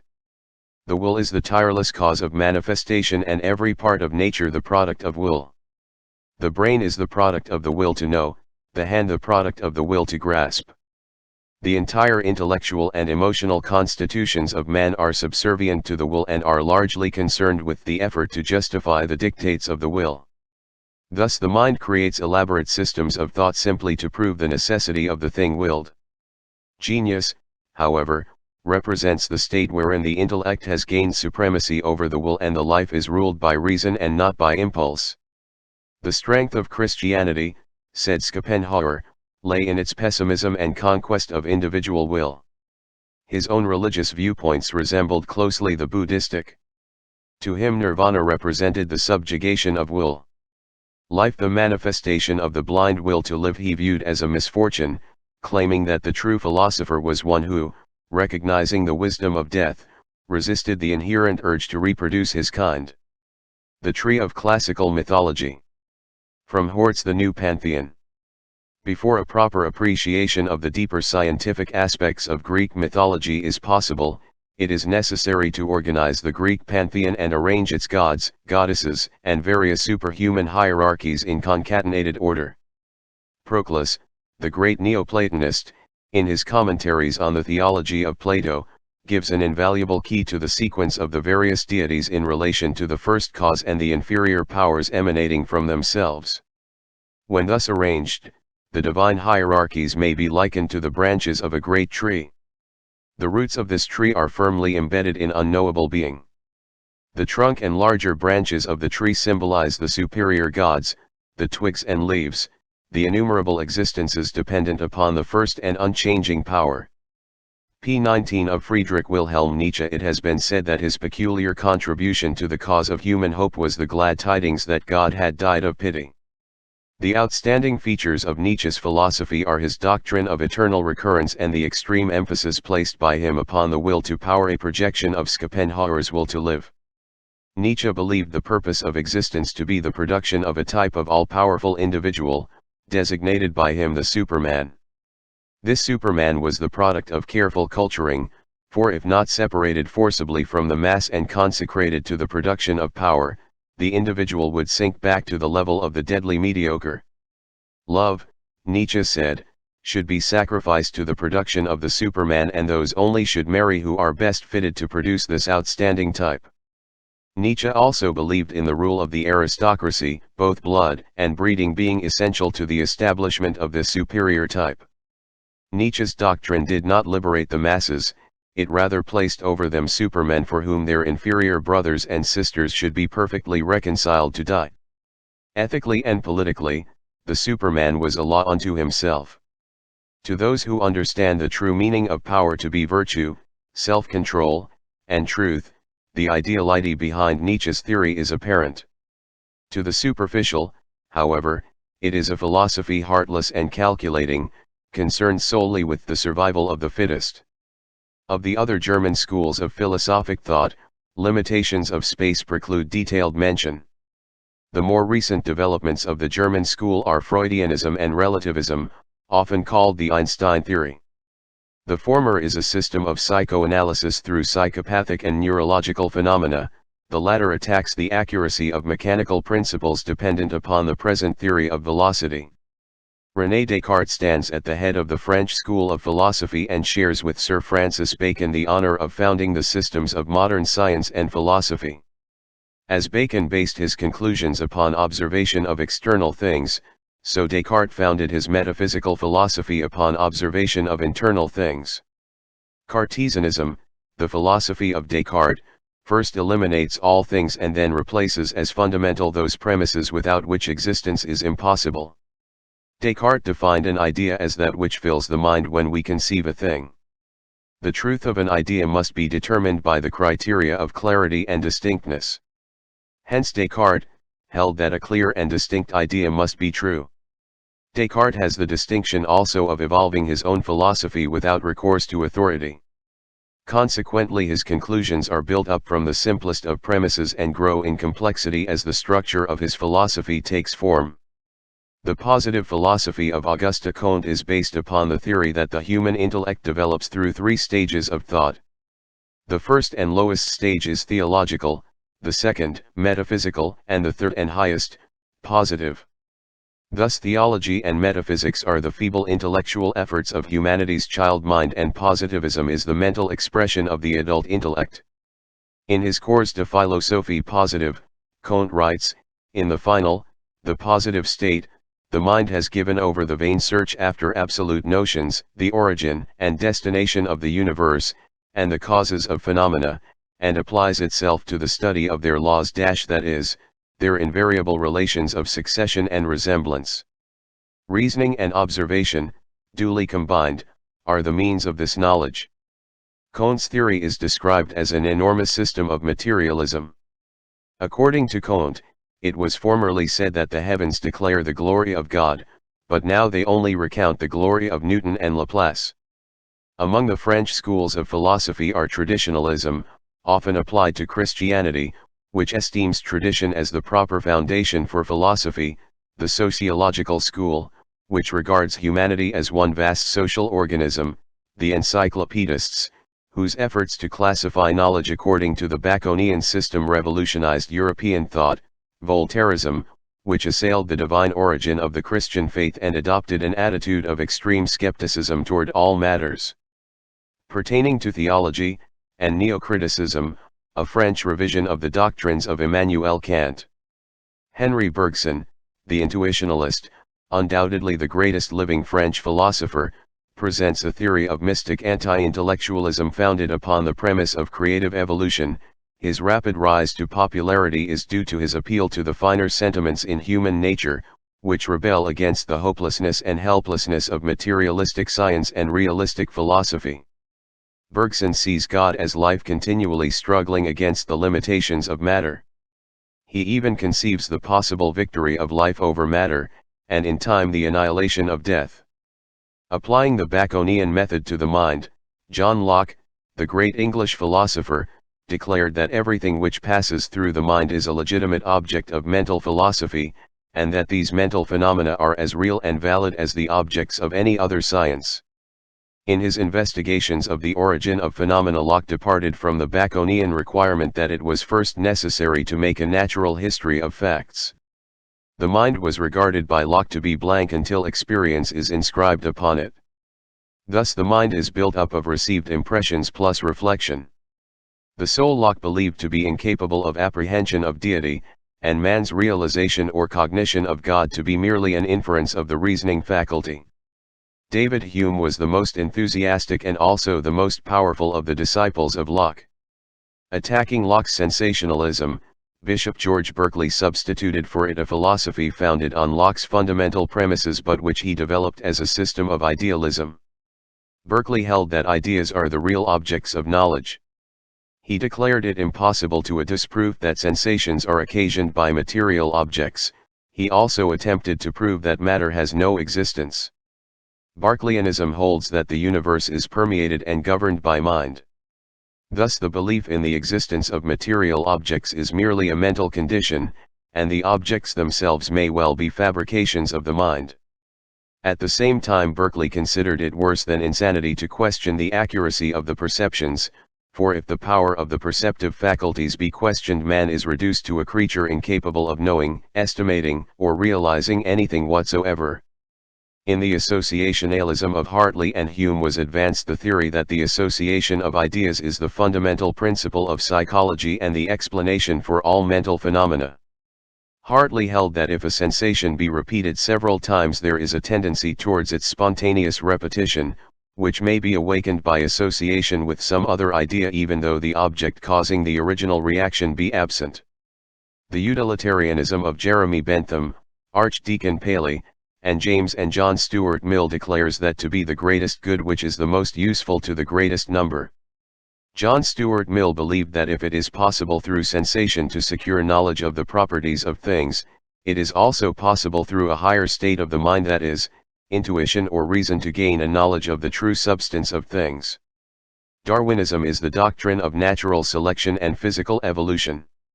It has been said of Charles Robert Darwin that he determined to banish spirit altogether from the universe and make the infinite and omnipresent mind itself synonymous with the all-pervading powers of an impersonal nature. Agnosticism and Neo-Hegelianism are also noteworthy products of this period of philosophic thought. The former is the belief that the nature of ultimates is unknowable, the latter an English and American revival of Hegel's idealism. Drive W. J. Durant declares that Herbert Spencer's great work, First Principles, made him almost at once the most famous philosopher of his time. Spencerianism is a philosophic positivism which describes evolution as an ever-increasing complexity with equilibrium as its highest possible state. According to Spencer, life is a continuous process from homogeneity to heterogeneity and back from heterogeneity to homogeneity. Life also involves the continual adjustment of internal relations to external relations. Most famous of all Spencer's aphorisms is his definition of deity: God is infinite intelligence, infinitely diversified through infinite time and infinite space, manifesting through an infinitude of ever-evolving individualities. The universality of the law of evolution was emphasized by Spencer, who applied it not only to the form but also to the intelligence behind the form. In every manifestation of being he recognized the fundamental tendency of unfoldment from simplicity to complexity, observing that when the point of equilibrium is reached it is a Christian Trinity. From Hone's Ancient Mysteries described. In an effort to set forth in an appropriate figure the Christian doctrine of the Trinity, it was necessary to devise an image in which the three persons Father, Son, and Holy Ghost were separate and yet one. In different parts of Europe may be seen figures similar to the above, wherein three faces are united in one head. This is a legitimate method for to those able to realize the sacred significance of the threefold head a great mystery is revealed. However, in the presence of such applications of symbology in Christian art, it is scarcely proper to consider the philosophers of other faiths as benighted if, like the Hindus, they have a three-faced Brahma, or, like the Romans, a two-faced Janus. p. 20 always followed by the process of dissolution. According to Spencer, however, disintegration took place only that reintegration might follow upon a higher level of being. The chief position in the Italian school of philosophy should be awarded to Giordano Bruno, who, after enthusiastically accepting Copernicus' theory that the Sun is the center of the solar system, declared the Sun to be a star and all the stars to be suns. In Bruno's time the Earth was regarded as the center of all creation. Consequently, when he thus relegated the world and man to an obscure corner in space, the effect was cataclysmic. For the heresy of affirming a multiplicity of universes and conceiving cosmos to be so vast that no single creed could fill it, Bruno paid the forfeit of his life. Vicoism is a philosophy based upon the conclusions of Giovanni Battista Vico, who held that God controls his world not miraculously but through natural law. The laws by which men rule themselves, Vico declared, issue from a spiritual source within mankind which is en rapport with the law of the deity. Hence material law is of divine origin and reflects the dictates of the spiritual Father. The philosophy of ontologism developed by Vincenzo Gioberti, generally considered more as a theologian than a philosopher, posits God as the only being and the origin of all knowledge, knowledge being identical with deity itself. God is consequently called being, all other manifestations are existences. Truth is to be discovered through reflection upon this mystery. The most important of modern Italian philosophers is Benedetto Croce, a Hegelian idealist. Croce conceives ideas to be the only reality. He is anti-theological in his viewpoints, does not believe in the immortality of the soul, and seeks to substitute ethics and aesthetics for religion. Among other branches of Italian philosophy should be mentioned sensism, sensationalism, which posits the sense perceptions as the sole channels for the reception of knowledge, criticism, or the philosophy of accurate judgment, and neo-scholasticism, which is a revival of Thomism encouraged by the Roman Catholic Church. The two outstanding schools of American philosophy are transcendentalism and pragmatism. Transcendentalism, exemplified in the writings of Ralph Waldo Emerson, emphasizes the power of the transcendental over the physical. Many of Emerson's writings show pronounced Oriental influence, particularly his essays on the Oversoul and the Law of Compensation. The theory of pragmatism, while not original with Professor William James, owes its widespread popularity as a philosophic tenet to his efforts. Pragmatism may be defined as the doctrine that the meaning and nature of things are to be discovered from consideration of their consequences. The true, according to James, is only an expedient in the way of our thinking, just as the right is only an expedient in the way of our behaving. See his pragmatism. John Dewey, the instrumentalist, who applies the experimental attitude to all the aims of life, should be considered a commentator of James. To Dewey, growth and change are limitless and no ultimates are postulated. The long residence in America of George Santayana warrants the listing of this great Spaniard among the ranks of American philosophers. Defending himself with the shield of skepticism alike from the illusions of the senses and the cumulative errors of the ages, Santayana seeks to lead mankind into a more apprehending state denominated by him the life of reason. In addition to the authorities already quoted, in the preparation of the foregoing abstract of the main branches of philosophic thought, the present writer has had recourse to Stanley's History of Philosophy, Morel's An Historical and Critical View of the Speculative Philosophy of Europe in the 19th Century, Singer's Modern Thinkers and Present Problems, Rand's Modern Classical Philosophers, Windelband's History of Philosophy, Perry's Present Philosophical Tendencies, Hamilton's Lectures on Metaphysics and Logic, and Durant's The Story of Philosophy. Having thus traced the more or less sequential development of philosophic speculation from Thales to James and Bergson, it is now in order to direct the reader's attention to the elements leading to and the circumstances attendant upon the genesis of philosophic thinking. Although the Hellenes proved themselves peculiarly responsive to the disciplines of philosophy, this science of sciences should not be considered indigenous to them. Although some of the Grecians, writes Thomas Stanley, have challenged to their nation the original of philosophy, yet the more learned of them have acknowledged it to be derived from the East. The magnificent institutions of Hindu, Chaldean, and Egyptian learning must be recognized as the actual source of Greek wisdom. The last was patterned after the shadow cast by the sanctuaries of Ellora, Ur, and Memphis upon the thought substance of a primitive people. Thales, Pythagoras, and Plato in their philosophic wanderings contacted many distant cults and brought back the lore of Egypt and the inscrutable Orient. From indisputable facts such as these it is evident that philosophy emerged from the religious mysteries of antiquity, not being separated from religion until after the decay of the mysteries. Hence he who would fathom the depths of philosophic thought must familiarize himself with the teachings of those initiated priests designated as the first custodians of divine revelation.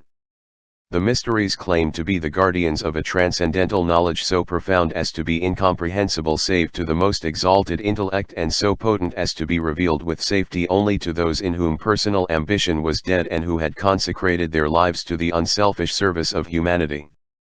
Both the dignity of these sacred institutions and the validity of their claim to possession of universal wisdom are attested by the most illustrious philosophers of antiquity, who were themselves initiated into the profundities of the secret doctrine and who bore witness to its efficacy. The question may legitimately be propounded: if these ancient mystical institutions were of such great pith and moment, why is so little information now available concerning them and the arcana they claim to possess? The answer is simple enough: the mysteries were secret societies, binding their initiates to inviolable secrecy, and avenging with death the betrayal of their sacred trusts. Although these schools were the true inspiration of the various doctrines promulgated by the ancient philosophers, the fountainhead of those doctrines was never revealed to the profane. Furthermore, in the lapse of time the teachings became so inextricably linked with the names of their disseminators that the actual but recondite source, the mysteries, came to be wholly ignored. Symbolism is the language of the mysteries. In fact, it is the language not only of mysticism and philosophy but of all nature, for every law and power active in universal procedure is manifested to the limited sense perceptions of man through the medium of symbol. Every form existing in the diversified sphere of being is symbolic of the divine activity by which it is produced. By symbols men have ever sought to communicate to each other those thoughts which transcend the limitations of language. Rejecting man-conceived dialects as inadequate and unworthy to perpetuate divine ideas, the mysteries thus chose symbolism as a far more ingenious and ideal method of preserving their transcendental knowledge. In a single figure a symbol may both reveal and conceal, for to the wise the subject of the symbol is obvious, while to the ignorant the figure remains inscrutable. Hence, he who seeks to unveil the secret doctrine of antiquity must search for that doctrine not upon the open pages of books which might fall into the hands of the unworthy, but in the place where it was originally concealed. Far-sighted were the initiates of antiquity. They realized that nations come and go, that empires rise and fall, and that the golden ages of art, science, and idealism are succeeded by the dark ages of superstition. With the needs of posterity foremost in mind, the sages of old went to inconceivable extremes to make certain that their knowledge should be preserved. They engraved it upon the face of mountains and concealed it within the measurements of colossal images, each of which was a geometric marvel. Their knowledge of chemistry and mathematics they hid within mythologies which the ignorant would perpetuate, or in the spans and arches of their temples which time has not entirely obliterated. They wrote in characters that neither the vandalism of men nor the ruthlessness of the elements could completely efface. Today men gaze with awe and reverence upon the mighty Memnon standing alone on the sands of Egypt, or upon the strange terraced pyramids of Palenque. Mute testimonies these are of the lost arts and sciences of antiquity, and concealed this wisdom must remain until this race has learned to read the universal language symbolism. The book to which this is the introduction is dedicated to the proposition that concealed within the emblematic figures, allegories, and rituals of the ancients is a secret doctrine concerning the inner mysteries of life, which doctrine has been preserved in toto among a small band of initiated minds since the beginning of the world. Departing, these illumined philosophers left their formulae that others, too, might attain to understanding. But, lest these secret processes fall into uncultured hands and be perverted, the great arcanum was always concealed in symbol or allegory, and those who can today discover its lost keys may open with them a treasure house of philosophic, scientific, and religious truths. The Orphic egg from Bryanson Analysis of Ancient Mythology. The ancient symbol of the Orphic mysteries was the serpent-entwined egg, which signified cosmos as encircled by the fiery creative spirit. The egg also represents the soul of the philosopher, the serpent, the mysteries. At the time of initiation the shell is broke, and man emerges from the embryonic state of physical existence wherein he had remained through the fetal period of philosophic regeneration. The ancient mysteries and secret societies which have influenced modern Masonic symbolism. p21 When confronted with a problem involving the use of the reasoning faculties, individuals of strong intellect keep their poise, and seek to reach a solution by obtaining facts bearing upon the question. Those of immature mentality, on the other hand, when similarly confronted, are overwhelmed.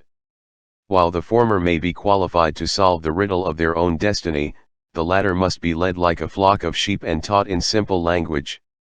They depend almost entirely upon the ministrations of the shepherd. The Apostle Paul said that these little ones must be fed with milk, but that meat is the food of strong men. Thoughtlessness is almost synonymous with childishness, while thoughtfulness is symbolic of maturity. There are, however, but few mature minds in the world, and thus it was that the philosophic religious doctrines of the pagans were divided to meet the needs of these two fundamental groups of human intellect, one philosophic, the other incapable of appreciating the deeper mysteries of life. To the discerning few were revealed the esoteric, or spiritual, teachings, while the unqualified many received only the literal, or exoteric, interpretations. In order to make simple the great truths of nature and the abstract principles of natural law, the vital forces of the universe were personified, becoming the gods and goddesses of the ancient mythologies. While the ignorant multitudes brought their offerings to the altars of Priapus and Pan, deities representing the procreative energies, the wise recognized in these marble statues only symbolic concretions of great abstract truths. In all cities of the ancient world were temples for public worship and offering. In every community also were philosophers and mystics, deeply versed in nature's lore. These individuals were usually banded together, forming seclusive philosophic and religious schools. The more important of these groups were known as the mysteries. Many of the great minds of antiquity were initiated into these secret fraternities by strange and mysterious rites, some of which were extremely cruel. Alexander Wilder defines the mysteries as sacred dramas performed at stated periods. The most celebrated were those of Isis, Sabazius, Cybele, and Eleusis. After being admitted, the initiates were instructed in the secret wisdom which had been preserved for ages. Plato, an initiate of one of these sacred orders, was severely criticized because in his writings he revealed to the public many of the secret philosophic principles of the mysteries. Every pagan nation had, and has, not only its state religion, but another into which the philosophic elect alone have gained entrance. Many of these ancient cults vanished from the earth without revealing their secrets, but a few have survived the test of ages and their mysterious symbols are still preserved. Much of the ritualism of Freemasonry is based on the trials to which candidates were subjected by the ancient hierophants before the keys of wisdom were entrusted to them. Few realize the extent to which the ancient secret schools influenced contemporary intellects and, through those minds, posterity. Robert McCoy, 33 Degrees, in his General History of Freemasonry, pays a magnificent tribute to the part played by the ancient mysteries in the rearing of the edifice of human culture. He says, in part, it appears that all the perfection of civilization, and all the advancement made in philosophy, science, and art among the ancients are due to those institutions which, under the veil of mystery, sought to illustrate the sublimest truths of religion, morality, and virtue, and impress them on the hearts of their disciples. Their chief object was to teach the doctrine of one God, the resurrection of man to eternal life, the dignity of the human soul, and to lead the people to see the shadow of the deity, in the beauty, magnificence, and splendor of the universe. With the decline of virtue, which has preceded the destruction of every nation of history, the mysteries became perverted. Sorcery took the place of the divine magic. Indescribable practices, such as the bacchanalia, were introduced, and perversion ruled supreme, for no institution can be any better than the members of which it is composed. In despair, the few who were true sought to preserve the secret doctrines from oblivion. In some cases they succeeded, but more often the arcanum was lost and only the empty shell of the mysteries remained. Thomas Taylor has written, "Man is naturally a religious animal. From the earliest dawning of his consciousness, man has worshipped and revered things as symbolic of the invisible, omnipresent, indescribable thing, concerning which he could discover practically nothing." The pagan mysteries opposed the Christians during the early centuries of their church, declaring that the new faith, Christianity, did not demand virtue and integrity as requisites for salvation. Celsus expressed himself on the subject in the following caustic terms, that I do not, however, accuse the Christians more bitterly than truth compels, may be conjectured from hence, that the criers who call men to other mysteries proclaim as follows, let him approach whose hands are pure, and whose words are wise. And again, others proclaim, Let him approach who is pure from all wickedness, whose soul is not conscious of any evil, and who leads a just and upright life. And these things are proclaimed by those who promise a purification from error. Let us now hear who those are that are called to the Christian mysteries: whoever is a sinner, whoever is unwise, whoever is a fool, and whoever, in short, is miserable, him the kingdom of God will receive. Do you not, therefore, call a sinner, an unjust man, a thief, a housebreaker, a wizard, one who is sacrilegious, and a robber of sepulchres? What other persons would the crier nominate, who should call robbers together? It was not the true faith of the early Christian mystics that Celsus attacked, but the false forms that were creeping in even during his day. The ideals of early Christianity were based upon the high moral standards of the pagan mysteries, and the first Christians who met under the city of Rome used as their places of worship the subterranean temples of Mithras, from whose cult has been borrowed much of the sacerdotalism of the modern church. The ancient philosophers believed that no man could live intelligently who did not have a fundamental knowledge of nature and her laws. Before man can obey, he must understand, and the mysteries were devoted to instructing man concerning the operation of divine law in the terrestrial sphere. Few of the early cults actually worshipped anthropomorphic deities, although their symbolism might lead one to believe they did. They were moralistic rather than religionistic, philosophic rather than theologic. They taught man to use his faculties more intelligently, to be patient in the face of adversity, to be courageous when confronted by danger, to be true in the midst of temptation, and, most of all, to view a worthy life as the most acceptable sacrifice to God, and his body as an altar sacred to the deity. Sun worship played an important part in nearly all the early pagan mysteries. This indicates the probability of their Atlantean origin, for the people of Atlantis were sun worshippers. The solar deity was usually personified as a beautiful youth, with long golden hair to symbolize the rays of the sun. This golden sun god was slain by wicked ruffians, who personified the evil principle of the universe. By means of certain rituals and ceremonies, symbolic of purification and regeneration, this wonderful god of good was brought back to life and became the savior of his people. The secret processes whereby he was resurrected symbolized those cultures by means of which man is able to overcome his lower nature, master his appetites, and give expression to the higher side of himself. The mysteries were organized for the purpose of assisting the struggling human creature to reawaken the spiritual powers which, surrounded by the flaming female hierophant of the mysteries from Montfaucon's Antiquities. This illustration shows Cybele, here called the Syrian goddess, in the robes of a hierophant. Montfaucon describes the figure as follows: upon her head is an episcopal mitre, adorned on the lower part with towers and pinnacles, over the gate of the city is a crescent, and beneath the circuit of the walls a crown of rays. The goddess wears a sort of surplice, exactly like the surplice of a priest or bishop, and upon the surplice a tunic, which falls down to the legs, and over all an episcopal cope, with the 12 signs of the zodiac wrought on the borders. The figure hath a lion on each side, and holds in its left hand a tympanum, a sistrum, a distaff, a caduceus, and another instrument. In her right hand she holds with her middle finger a thunderbolt, and upon the same animals, insects, and, as far as we may guess, flowers, fruit, a bow, a quiver, a torch, and a scythe. The whereabouts of the statue is unknown, the copy reproduced by Montfaucon being from drawings by Piero Ligario. p. 22 Ring of lust and degeneracy, lay asleep within his soul. In other words, man was offered a way by which he could regain his lost estate. See Wagner's Siegfried. In the ancient world, nearly all the secret societies were philosophic and religious. During the medieval centuries, they were chiefly religious and political, although a few philosophic schools remained. In modern times, secret societies, in the Occidental countries, are largely political or fraternal, although in a few of them, as in Masonry, the ancient religious and philosophic principles still survive.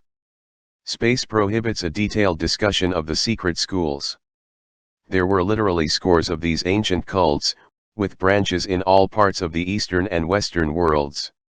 Some, such as those of Pythagoras and the Hermetists, show a decided Oriental influence, while the Rosicrucians, according to their own proclamations, gained much of their wisdom from Arabian mystics.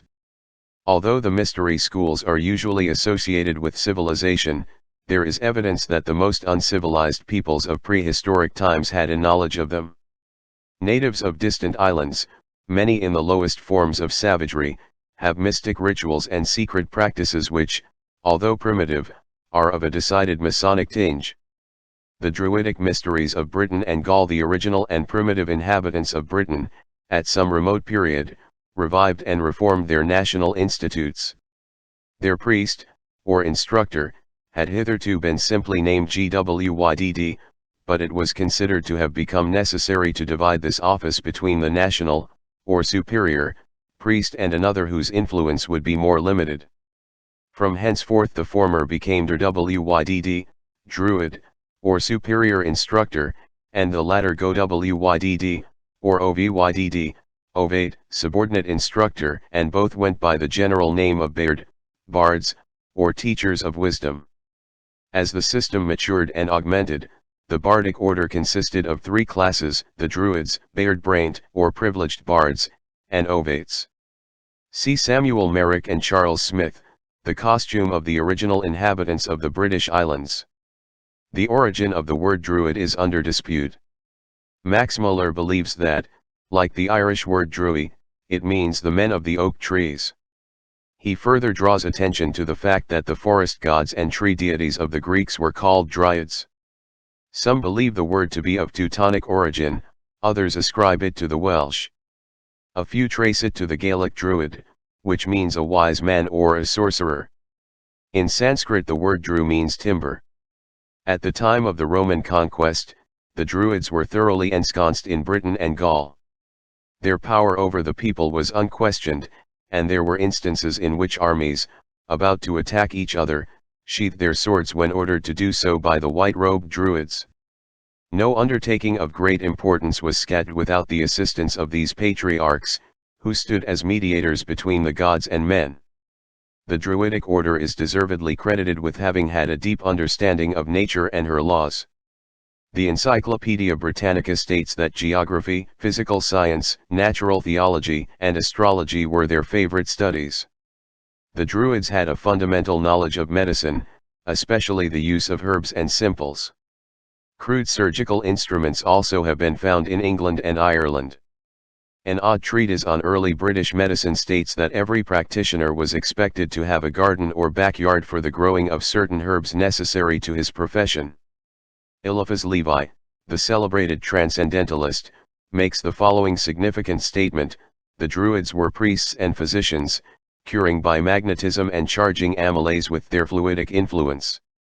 Their universal remedies were mistletoe and serpent's eggs, because these substances attract the astral light in a special manner. The solemnity with which mistletoe was cut down drew upon this plant the popular confidence and rendered it powerfully magnetic. The progress of magnetism will someday reveal to us the absorbing properties of mistletoe. We shall then understand the secret of those spongy growths which drew the unused virtues of plants and become surcharged with tinctures and savors.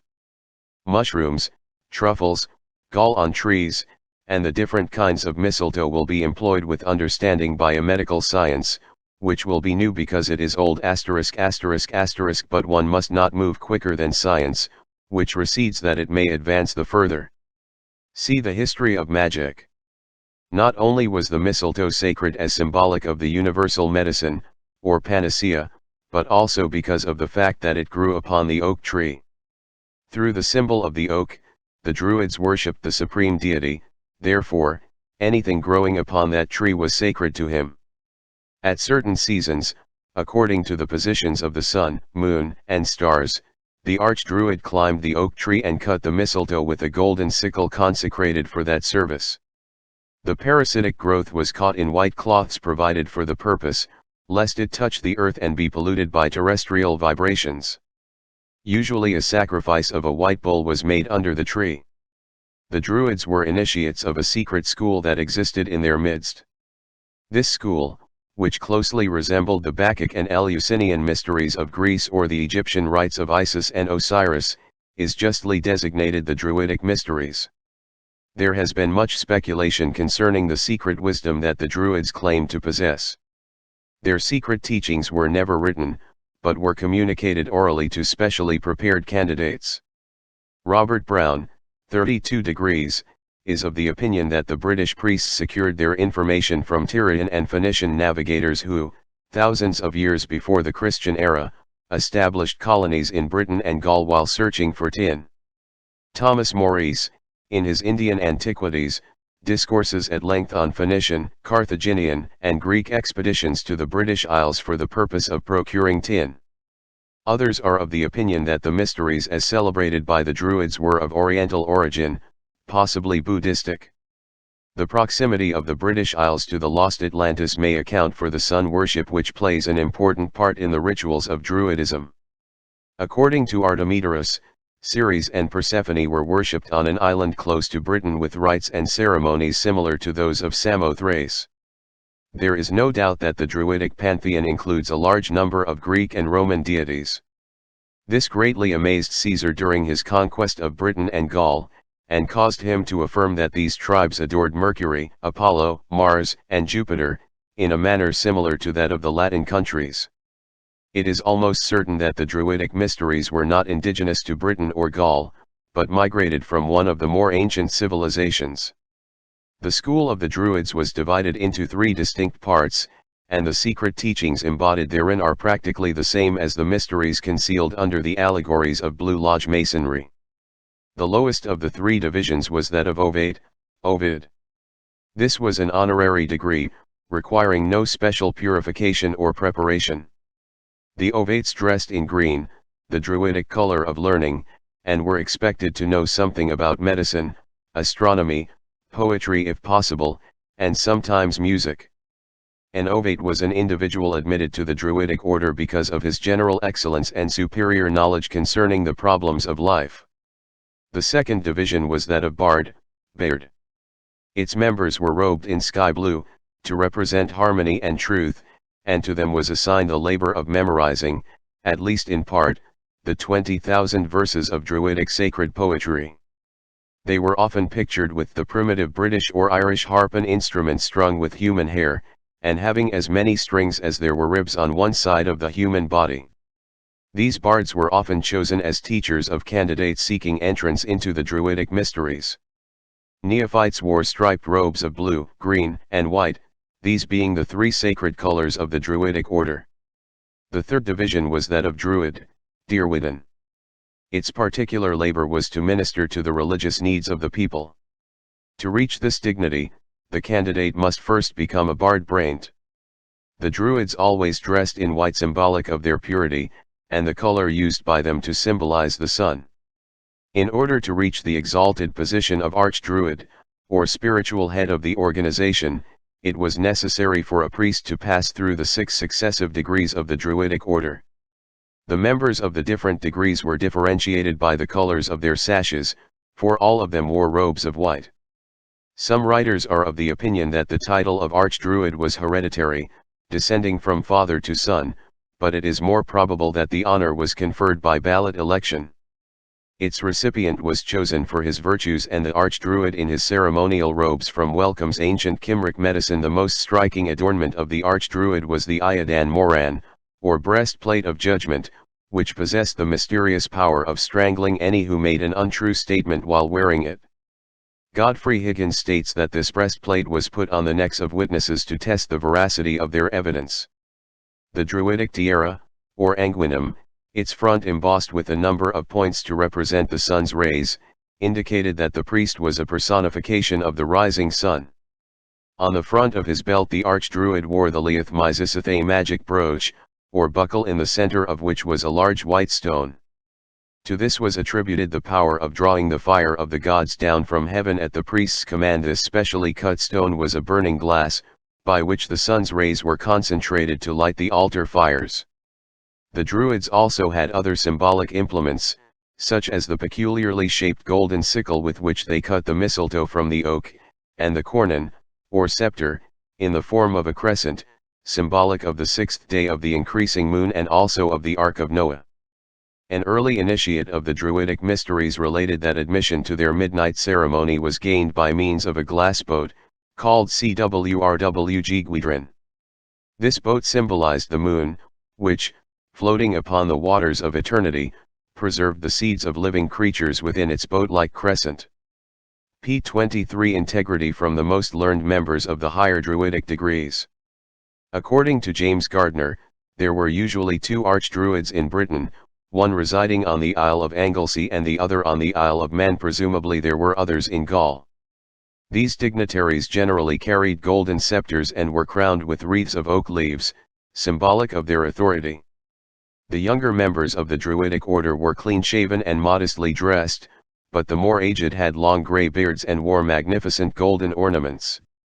The educational system of the Druids in Britain was superior to that of their colleagues on the continent, and consequently many of the Gallic youths were sent to the Druidic colleges in Britain for their philosophical instruction and training. Eliphas Levi states that the Druids lived in strict abstinence, studied the natural sciences, preserved the deepest secrecy, and admitted new members only after long probationary periods.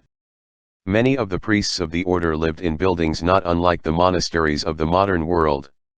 They were associated in groups like ascetics of the Far East. Although celibacy was not demanded of them, few married. Many of the Druids retired from the world and lived as recluses in caves, in rough stone houses, or in little shacks built in the depths of a forest. Here they prayed and meditated, emerging only to perform their religious duties. James Freeman Clarke, in his 10 Great Religions, describes the beliefs of the Druids as follows: the Druids believed in 3 worlds and in transmigration from one to the other, in a world above this, in which happiness predominated, a world below, of misery, and this present state. This transmigration was to punish and reward and also to purify the soul. In the present world, said they, good and evil are so exactly balanced that man has the utmost freedom and is able to choose or reject either. The Welsh triads tell us there are 3 objects of metempsychosis: to collect into the soul the properties of all being, to acquire a knowledge of all things, and to get power to conquer evil.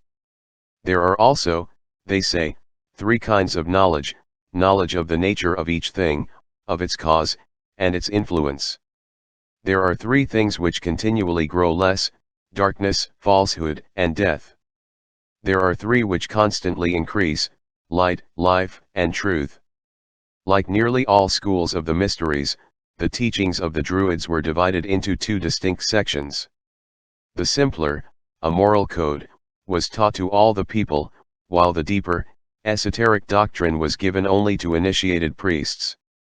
To be admitted to the order, a candidate was required to be of good family and of high moral character. No important secrets were intrusted to him until he had been tempted in many ways and his strength of character severely tried. The Druids taught the people of Britain and Gaul concerning the immortality of the soul. They believed in transmigration and apparently in reincarnation. They borrowed in one life, promising to pay back in the next. They believed in a purgatorial type of hell where they would be purged of their sins, afterward passing on to the happiness of unity with the gods. The Druids taught that all men would be saved, but that some must return to earth many times to learn the lessons of human life and to overcome the inherent evil of their own natures. Before a candidate was intrusted with the secret doctrines of the Druids, he was bound with a vow of secrecy. These doctrines were imparted only in the depths of forests and in the darkness of caves. In these places, far from the haunts of men, the neophyte was instructed concerning the creation of the universe, the personalities of the gods, the laws of nature, the secrets of occult medicine, the mysteries of the celestial bodies, and the rudiments of magic and sorcery. The Druids had a great number of feast days. The new and full moon and the 6th day of the moon were sacred periods. It is believed that initiations took place only at the 2 solstices and the 2 equinoxes. At dawn of the 25th day of December, the birth of the sun god was celebrated.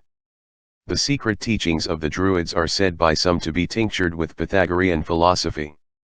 The Druids had a Madonna, or Virgin Mother, with a child in her arms, who was sacred to their mysteries, and their Son God was resurrected at the time of the year corresponding to that at which modern Christians celebrate Easter. Both the cross and the serpent were sacred to the Druids, who made the former by cutting off all the branches of an oak tree and fastening one of them to the main trunk in the form of the letter T. This oaken cross became symbolic of their superior deity. They also worshipped the sun, moon, and stars. The moon received their special veneration. Caesar stated that Mercury was one of the chief deities of the Gauls. The Druids are believed to have worshipped Mercury under the similitude of a stone cube. They also had great veneration for the nature spirits, fairies, gnomes, and undines, little creatures of the forests and rivers to whom many offerings were made.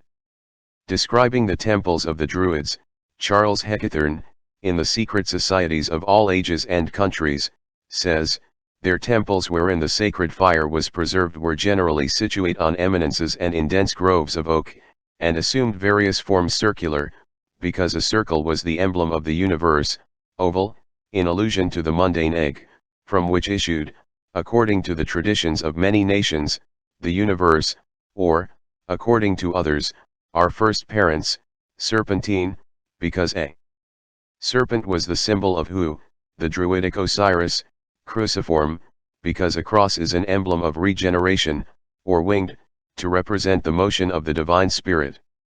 Their chief deities were reducible to two, a male and a female, the great father and mother Hu and Ceridwen, distinguished by the same characteristics as belong to Osiris and Isis, Bacchus and Ceres, or any other supreme god and goddess representing the two principles of all being.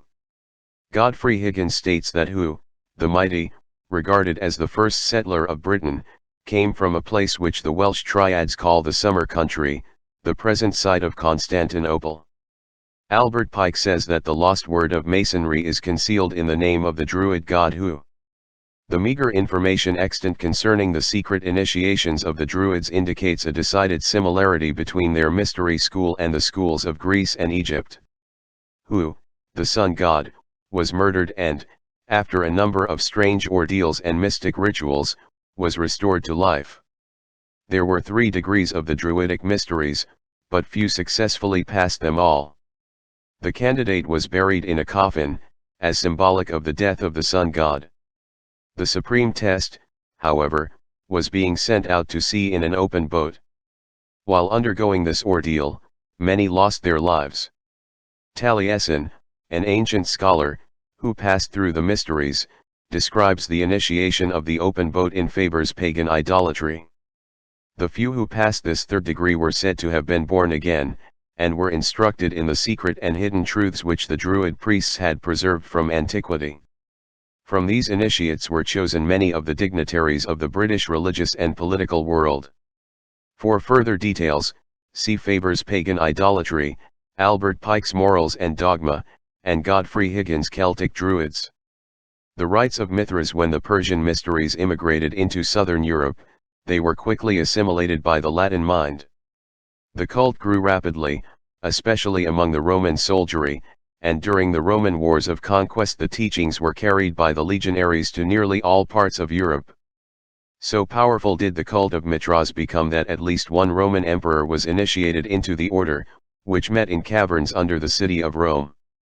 Concerning the spread of this mystery school through different parts of Europe, C.W. King, in his Gnostics and Their Remains, says, Mithraic bas-reliefs cut on the faces of rocks or on stone tablets still abound in the countries formerly the western provinces of the Roman Empire. Many exist in Germany, still more in France, and in this island, Britain, they have often been discovered on the line of the Picts Wall and the noted one at Bath. Alexander Wilder, in his Philosophy and Ethics of the Zoroasters, states that Mithras is the Zen title for the sun, and he is supposed to dwell within that shining orb. Mithras has a male and a female aspect, though not himself androgynous. As Mithras, he is the fort of the sun, powerful and radiant, and most magnificent of the Yazitas, Isids, or genii, of the sun. As Mitra, this deity represents the feminine principle, the mundane universe is recognized as her symbol. She represents nature as receptive and terrestrial, and as fruitful only when bathed in the glory of the solar orb. The Mithraic cult is a simplification of the more elaborate teachings of Zarathustra, Zoroaster, the Persian fire magician.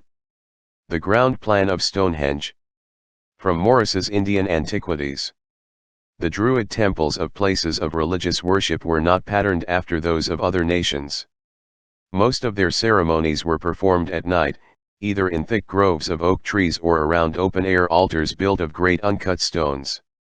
How these masses of rock were moved has not been satisfactorily explained. The most famous of their altars, a great stone ring of rocks, is Stonehenge, in southwestern England. This structure, laid out on an astronomical basis, still stands, a wonder of antiquity. p. 24. According to the Persians, there coexisted in eternity two principles. The first of these, Ahura Mazda, or Ormuzd, was the spirit of good. From Ormuzd came forth a number of hierarchies of good and beautiful spirits, angels and archangels. The second of these eternally existing principles was called Ahriman. He was also a pure and beautiful spirit, but he later rebelled against Ormuzd, being jealous of his power. This did not occur, however, until after Ormuzd had created light, for previously Ahriman had not been conscious of the existence of Ormuzd. Because of his jealousy and rebellion, Ahriman became the spirit of evil. From himself he individualized a host of destructive creatures to injure Ormuzd. When Ormuzd created the earth, Ahriman entered into its grosser elements. Whenever Ormuzd did a good deed, Ahriman placed the principle of evil within it. At last, when Ormuzd created the human race, Ahriman became incarnate in the lower nature of man, so that in each personality the spirit of good and the spirit of evil struggle for control. For 3,000 years Ormuzd ruled the celestial worlds with light and goodness. Then he created man. For another 3,000 years he ruled man with wisdom and integrity. Then the power of Ahriman began, and the struggle for the soul of man continues through the next period of 3,000 years. During the fourth period of 3,000 years, the power of Ahriman will be destroyed.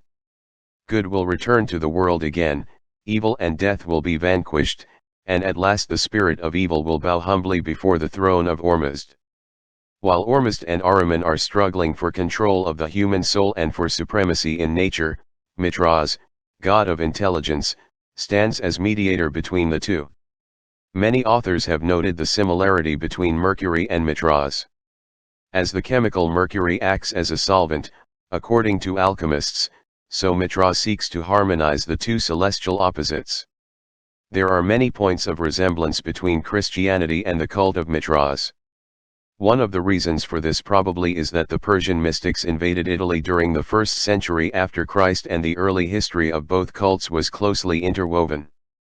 The Encyclopaedia Britannica makes the following statement concerning the Mithraic and Christian mysteries: the fraternal and democratic spirit of the first communities, and their humble origin, the identification of the object of adoration with light and the sun, the legends of the shepherds with their gifts and adoration, the flood and the ark, the representation in art of the fiery chariot, the drawing of water from the rock, the use of bell and candle, holy water and the communion, the sanctification of Sunday and of the 25th of December, the insistence on moral conduct, the emphasis placed on abstinence and self-control, the doctrine of heaven and hell, of primitive revelation, of the mediation of the Logos emanating from the divine, the atoning sacrifice, the constant warfare between good and evil and the final triumph of the former, the immortality of the soul, the last judgment, the resurrection of the flesh and the fiery destruction of the universe. These are some of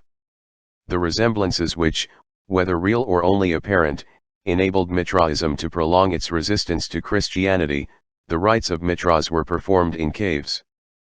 Porphyry, in his Cave of the Nymphs, states that Zarathustra, Zoroaster, was the first to consecrate a cave to the worship of God, because a cavern was symbolic of the earth, or the lower world of darkness. John P. Lundy, in his monumental Christianity, describes the Cave of Mitras as follows: but this cave was adorned with the signs of the zodiac, Cancer and Capricorn. The summer and winter solstices were chiefly conspicuous, as the gates of souls descending into this life, or passing out of it in their ascent to the gods, Cancer being the gate of descent, and Capricorn of ascent. These are the two avenues of the immortals passing up and down from earth to heaven, and from heaven to earth. The so-called chair of Saint Peter, in Rome, was believed to have been used in one of the pagan mysteries, possibly that of Mitras, in whose subterranean grottos the votaries of the Christian mysteries met in the early days of their faith. In Anacalypsis, Godfrey Higgins writes that in 1662, while cleaning this sacred chair of Barjonas, the 12 labors of Hercules were discovered upon it, and that later the French discovered upon the same chair the Mohammedan Confession of Faith, written in Arabic. Initiation into the rites of Mitras, like initiation into many other ancient schools of philosophy, apparently consisted of 3 important degrees. Preparation for these degrees consisted of self-purification, the building up of the intellectual powers, and the control of the animal nature. In the first degree the candidate was given a crown upon the point of a sword and instructed in the mysteries of Mitra's hidden power. Probably he was taught that the golden crown represented his own spiritual nature, which must be objectified and unfolded before he could truly glorify Mitras, for Mitras was his own soul, standing as mediator between Ormuzd, his spirit, and Ahriman, his animal nature. In the second degree he was given the armor of intelligence and purity and sent into the darkness of subterranean pits to fight the beasts of lust, passion, and degeneracy.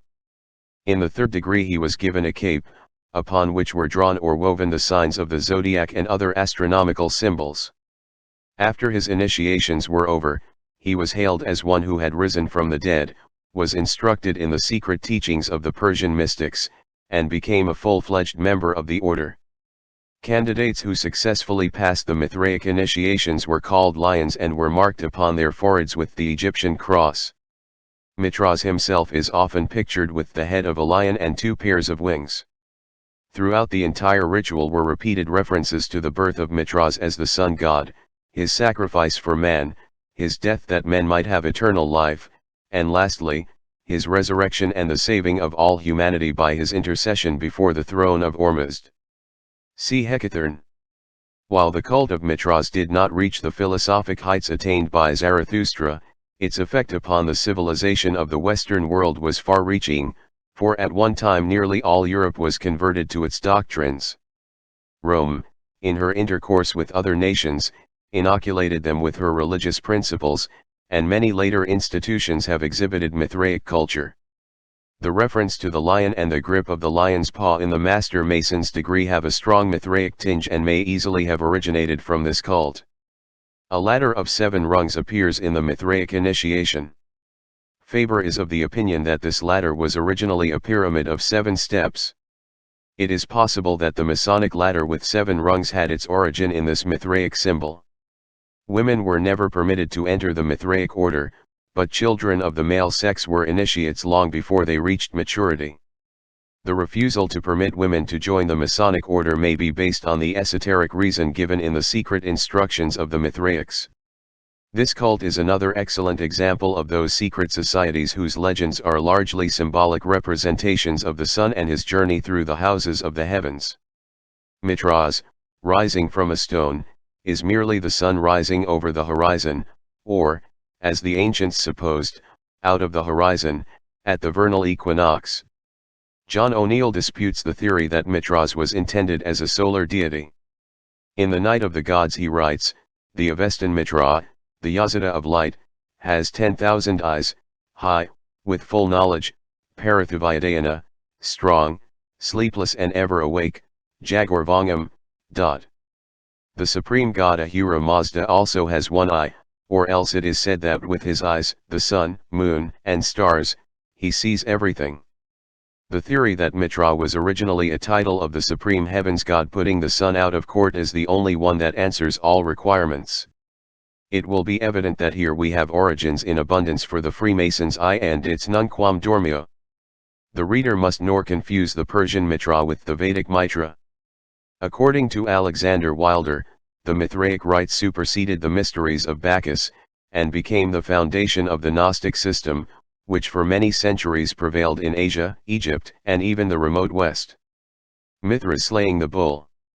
From Lundy's Monumental Christianity. The most famous sculpturings and reliefs of this Prototokos show Mithras kneeling upon the recumbent form of a great bull, into whose throat he is driving a sword. The slaying of the bull signifies that the rays of the sun, symbolized by the sword, release at the vernal equinox the vital essences of the earth, the blood of the bull which, pouring from the wound made by the sun god, fertilize the seeds of living things. Dogs were held sacred to the cult of Mithras, being symbolic of sincerity and trustworthiness. The Mithraics used the serpent, an emblem of Ahriman, the spirit of evil, and water rats were held sacred to him. The bull is esoterically the constellation of Taurus, the serpent, its opposite in the zodiac, Scorpio. The sun, Mithras, entering into the side of the bull, slays the celestial creature and nourishes the universe with its blood. The birth of Mithras. From Montfaucon's Antiquities, Mithras was born out of a rock, which, breaking open, permitted him to emerge. This occurred in the darkness of a subterranean chamber. The Church of the Nativity at Bethlehem confirms the theory that Jesus was born in a grotto, or cave. According to Dupuy, Mithras was put to death by crucifixion and rose again on the third day. The Ancient Mysteries and Secret Societies Part 2. The entire history of Christian and pagan Gnosticism is shrouded in the deepest mystery and obscurity, for, while the Gnostics were undoubtedly prolific writers, little of their literature has survived.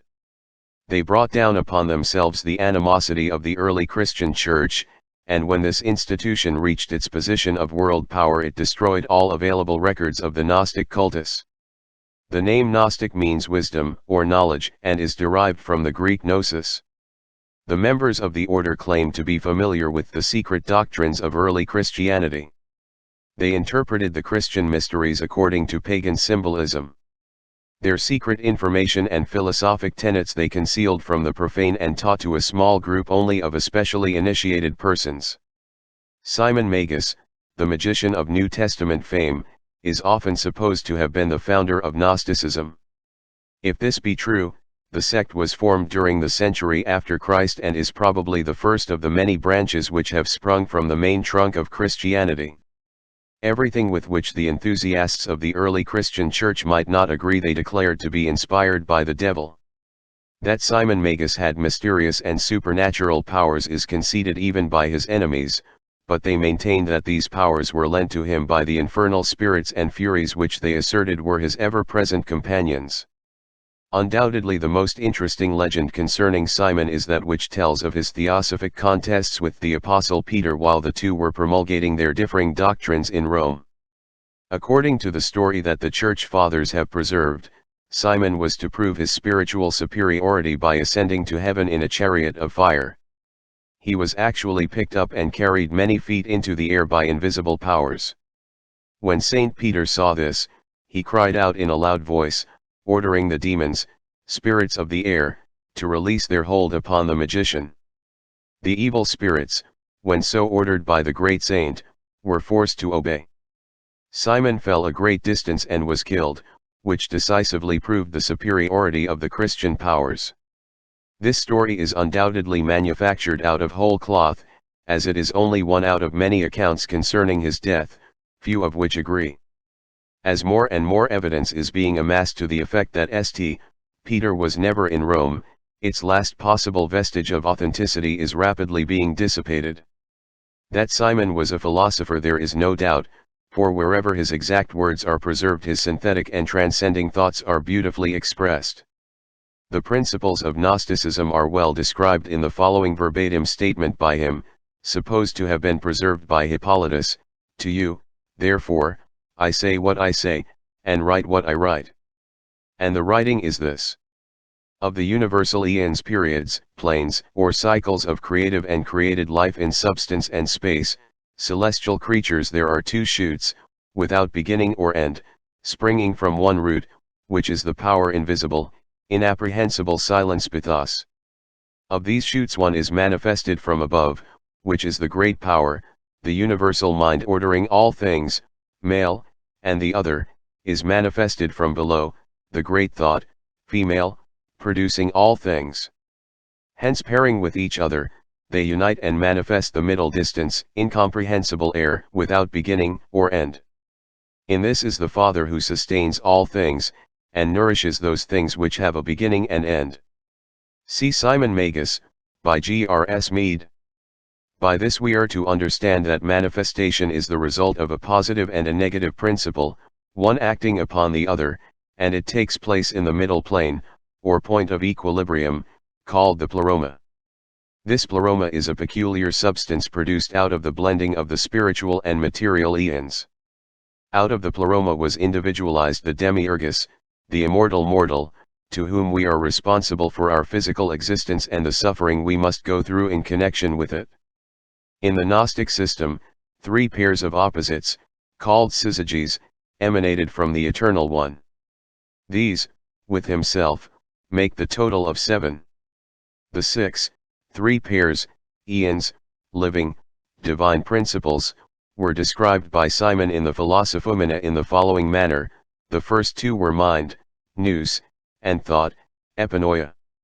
Then came voice, phone, and its opposite, name, anima, and lastly, reason, logismos, and reflection, enthemesis.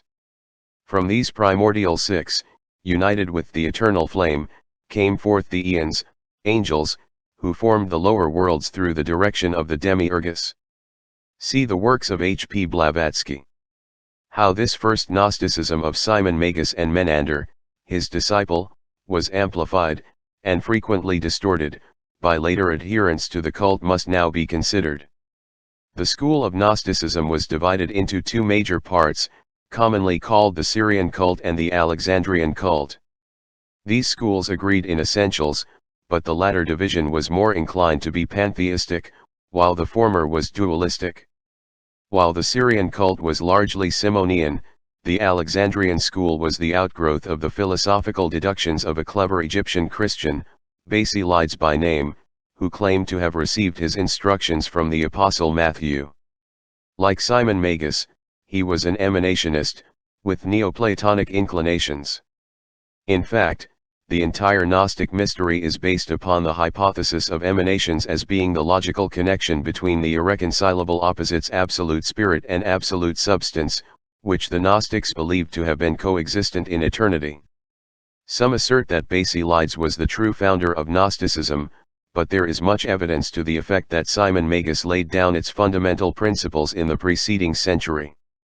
The Alexandrian Basilides inculcated Egyptian Hermeticism, Oriental occultism, Chaldean astrology, and Persian philosophy in his followers, and in his doctrines sought to unite the schools of early Christianity with the ancient pagan mysteries. To him is attributed the formulation of that peculiar concept of the deity which carries the name of Abraxas. In discussing the original meaning of this word, Godfrey Higgins, in his Celtic Druids, has demonstrated that the numerological powers of the letters forming the word Abraxas when added together result in the sum of 365. The same author also notes that the name Mitras when treated in a similar manner has the same numerical value.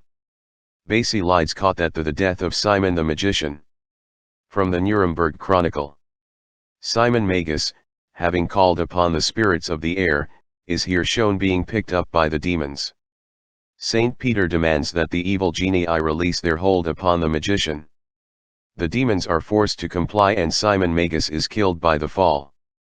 P26 powers of the universe were divided into 365 eons, or spiritual cycles, and that the sum of all these together was the Supreme Father, and to him he gave the Kabbalistical appellation Abraxas, as being symbolical, numerologically, of his divine powers, attributes, and emanations.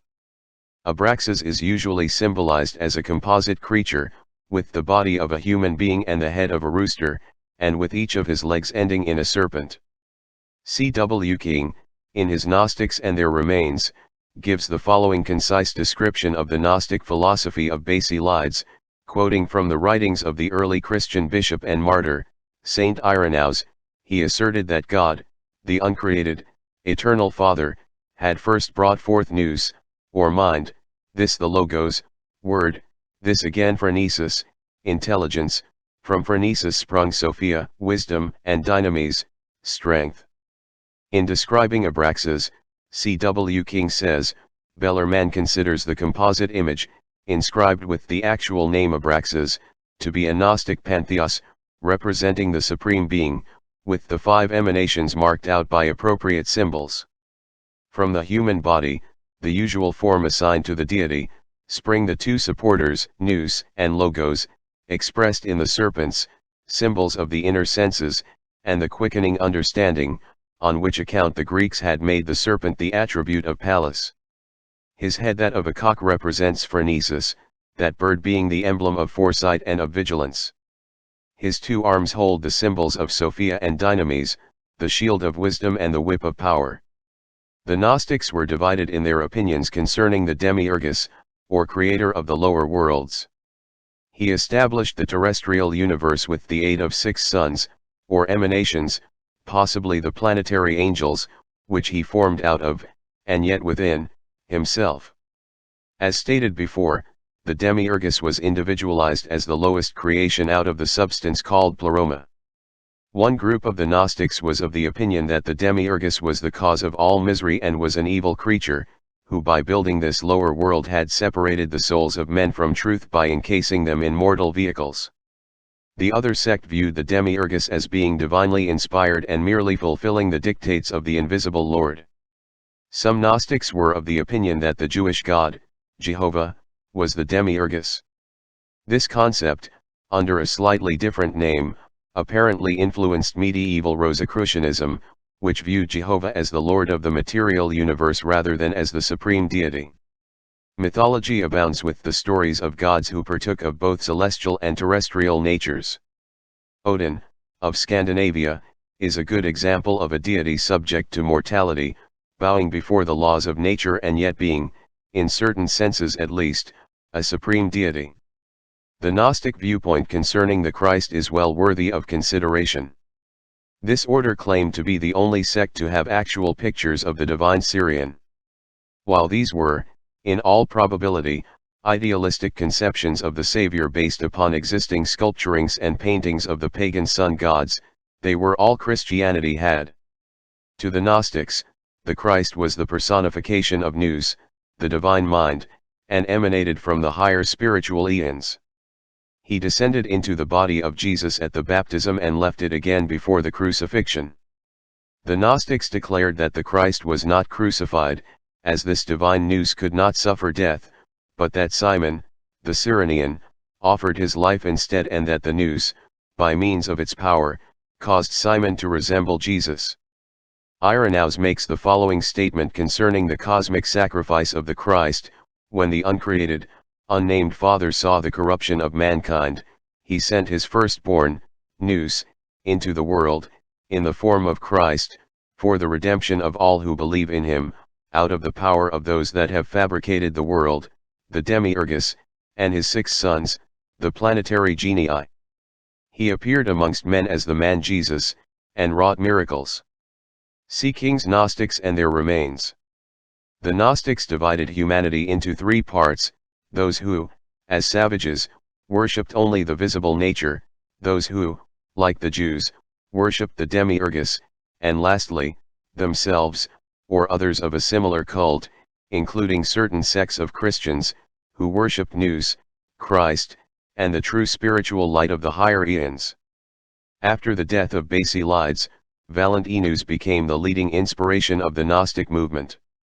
He still further complicated the system of Gnostic philosophy by adding infinitely to the details. He increased the number of emanations from the Great One, the Abyss, to 15 pairs, and also laid much emphasis on the Virgin Sophia, or wisdom. In the books of the Savior, parts of which are commonly known as the Pistis Sophia, may be found much material concerning this strange doctrine of eons and their strange inhabitants. James Freeman Clarke, in speaking of the doctrines of the Gnostics, says, "These doctrines, strange as they seem to us, had a wide influence in the Christian Church. Many of the theories of the ancient Gnostics, especially those concerning scientific subjects, have been substantiated by modern research. Several sects branched off from the main stem of Gnosticism, such as the Valentinians, the Ophites, serpent worshippers, and the Adamites. After the 3rd century their power waned, and the Gnostics practically vanished from the philosophic world. An effort was made during the Middle Ages to resurrect the principles of Gnosticism, but owing to the destruction of their records the material necessary was not available. Even today there are evidences of Gnostic philosophy in the modern world, but they bear other names and their true origin is not suspected. Many of the Gnostic concepts have actually been incorporated into the dogmas of the Christian Church, and our newer interpretations of Christianity are often along the lines of Gnostic emanationism. The mysteries of Asar-Hapi, the identity of the Greco-Egyptian Serapis, known to the Greeks as Serapis and the Egyptians as Asar-Hapi, is shrouded by an impenetrable veil of mystery. While this deity was a familiar figure among the symbols of the secret Egyptian initiatory rites, his arcane nature was revealed only to those who had fulfilled the requirements of the Serapic cultus. Therefore, in all probability, excepting the initiated priests, the Egyptians themselves were ignorant of his true character. So far as known, there exists no authentic account of the rites of Serapis, but an analysis of the deity and his accompanying symbols reveals their salient points.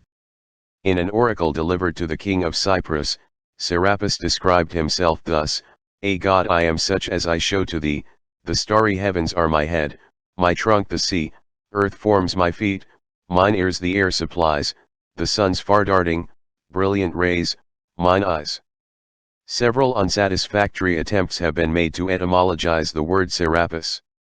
Godfrey Higgins notes that Saras was the name given by the Egyptians to a stone coffin, and Apis was Osiris incarnate in the sacred bull. These two words combined result in Saras Apis or Sor Apis, the tomb of the bull. But it is improbable that the Egyptians would worship a coffin in the form of a man.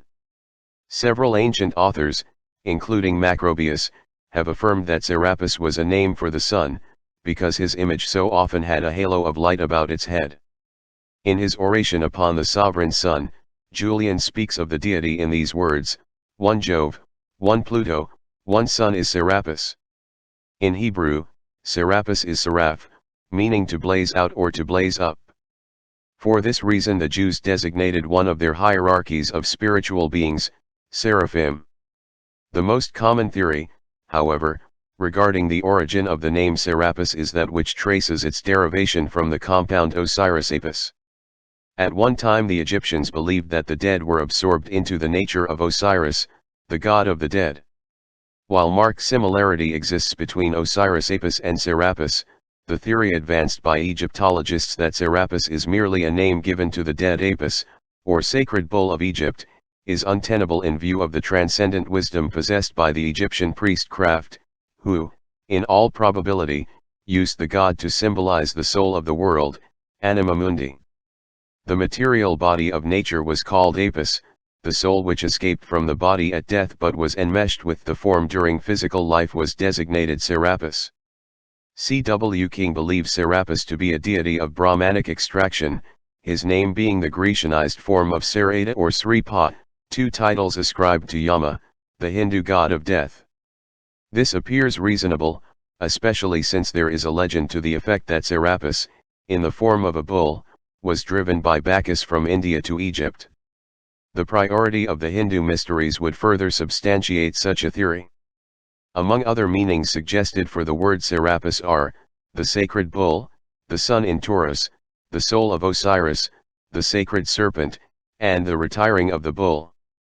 The last appellation has reference to the ceremony of drowning the sacred Apis in the waters of the Nile every 25 years. The lion-faced light power. From Montfaucon's Antiquities. This Gnostic gem represents by its serpentine body the pathway of the sun and by its lion head the exaltation of the solar in the constellation of Leo. A symbolic labyrinth. From Montfaucon's Antiquities. Labyrinths and mazes were favored places of initiation among many ancient cults. Remains of these mystic mazes have been found among the American Indians, Hindus, Persians, Egyptians, and Greeks. Some of these mazes are merely involved pathways lined with stones, others are literally miles of gloomy caverns under temples or hollowed from the sides of mountains. The famous labyrinth of Crete, in which roamed the bull-headed Minotaur, was unquestionably a place of initiation into the Cretan mysteries.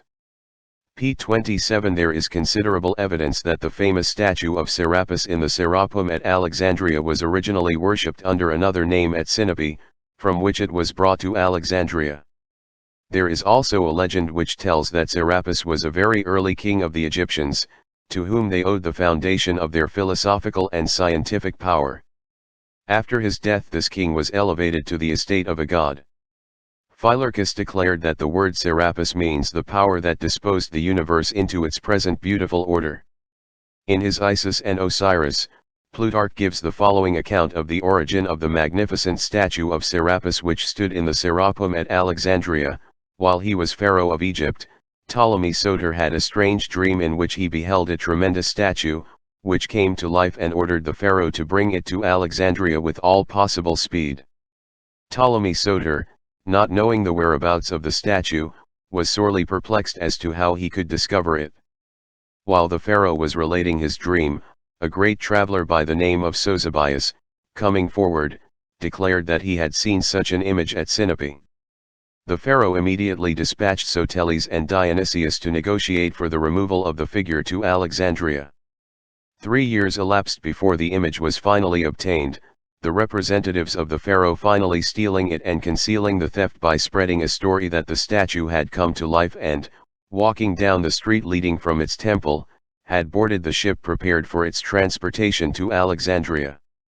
Upon its arrival in Egypt, the figure was brought into the presence of 2 Egyptian initiates, the Eumolpid Timotheus and Manetho the Sabenite, who immediately pronounced it to be Serapis. The priests then declared that it was equivalent to Pluto. This was a masterly stroke, for in Serapis the Greeks and Egyptians found a deity in common and thus religious unity was consummated between the 2 nations.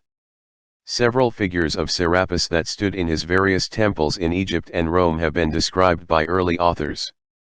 Nearly all these showed Grecian rather than Egyptian influence. In some the body of the god was encircled by the coils of a great serpent.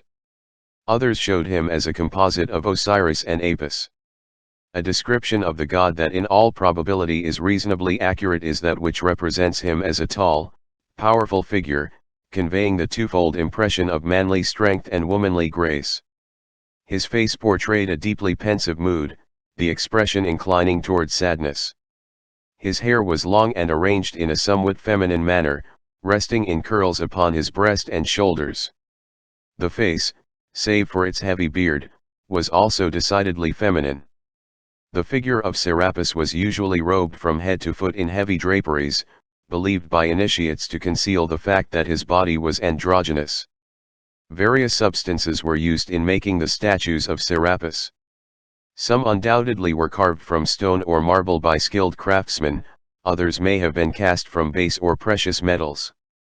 One colossus of Serapis was composed of plates of various metals fitted together. In a labyrinth sacred to Serapis stood a 13-foot statue of him reputed to have been made from a single emerald. Modern writers, discussing this image, state that it was made of green glass poured into a mold. According to the Egyptians, however, it withstood all the tests of an actual emerald. Clement of Alexandria describes a figure of Serapis compounded from the following elements: first, filings of gold, silver, lead, and tin; second, all manner of Egyptian stones, including sapphires, hematites, emeralds, and topazes, all these being ground down and mixed together with the coloring matter left over from the funeral of Osiris and Apis. The result was a rare and curious figure, indigo in color. Some of the statues of Serapis must have been formed of extremely hard substances, for when a Christian soldier, carrying out the edict of Theodosius, struck the Alexandrian Serapis with his axe, that instrument was shattered into fragments and sparks flew from it. It is also quite probable that Serapis was worshipped in the form of a serpent, in common with many of the higher deities of the Egyptian and Greek pantheons. Serapis was called Theon Heptagrammaton, or the god with the name of 7 letters. The name Serapis, like Abraxas and Mitras, contains 7 letters. In their hymns to Serapis the priests chanted the 7 vowels. Occasionally Serapis is depicted with horns or a coronet of 7 rays. These evidently represented the 7 divine intelligences manifesting through the solar light. The Encyclopaedia Britannica notes that the earliest authentic mention of Serapis is in connection with the death of Alexander. Such was the prestige of Serapis that he alone of the gods was consulted in behalf of the dying king. The Egyptian secret school of philosophy was divided into the lesser and the greater mysteries, the former being sacred to Isis and the latter to Serapis and Osiris. Wilkinson is of the opinion that only the priests were permitted to enter the greater mysteries. Even the heir to the throne was not eligible until he had been crowned pharaoh, when, by virtue of his kingly office, he automatically became a priest and the temporal head of the state religion. See Wilkinson's Manners and Customs of the Egyptians. A limited number were admitted into the greater mysteries, these preserved their secrets inviolate. Much of the information concerning the rituals of the higher degrees of the Egyptian mysteries has been gleaned from an examination of the chambers and passageways in which the initiations were given. Under the temple of Serapis destroyed by Theodosius were found strange mechanical contrivances constructed by the priests in the subterranean crypts and caverns where the nocturnal initiatory rites were celebrated. These machines indicate the severe tests of moral and physical courage undergone by the candidates. After passing through these tortuous ways, the neophytes who survived the ordeals were ushered into the presence of Serapis, a noble and awe-inspiring figure illumined by unseen lights. Labyrinths were also a striking feature in connection with the rites of Serapis, and E. A. Wallace Budge, in his Gods of the Egyptians, depicts Serapis, minotaur-like, with the body of a man and the head of a bull. Labyrinths were symbolic of the involvements and illusions of the lower world through which wanders the soul of man in its search for truth. In the labyrinth dwells the lower animal man with the head of the bull, who seeks to destroy the soul entangled in the maze of worldly ignorance. In this relation Serapis becomes the trier or adversary who tests the souls of those seeking union with the immortals.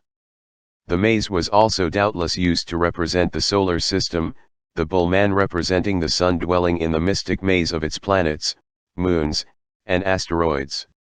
The Gnostic mysteries were acquainted with the arcane meaning of Serapis, and through the medium of Gnosticism this god became inextricably associated with early Christianity.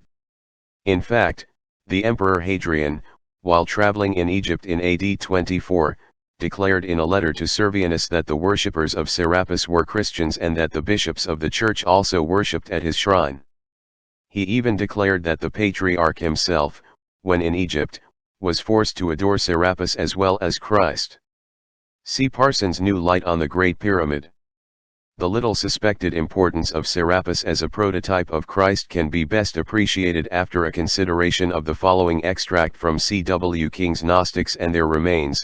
There can be no doubt that the head of Serapis, marked as the face is by a grave and pensive majesty, supplied the first idea for the conventional portraits of the Savior.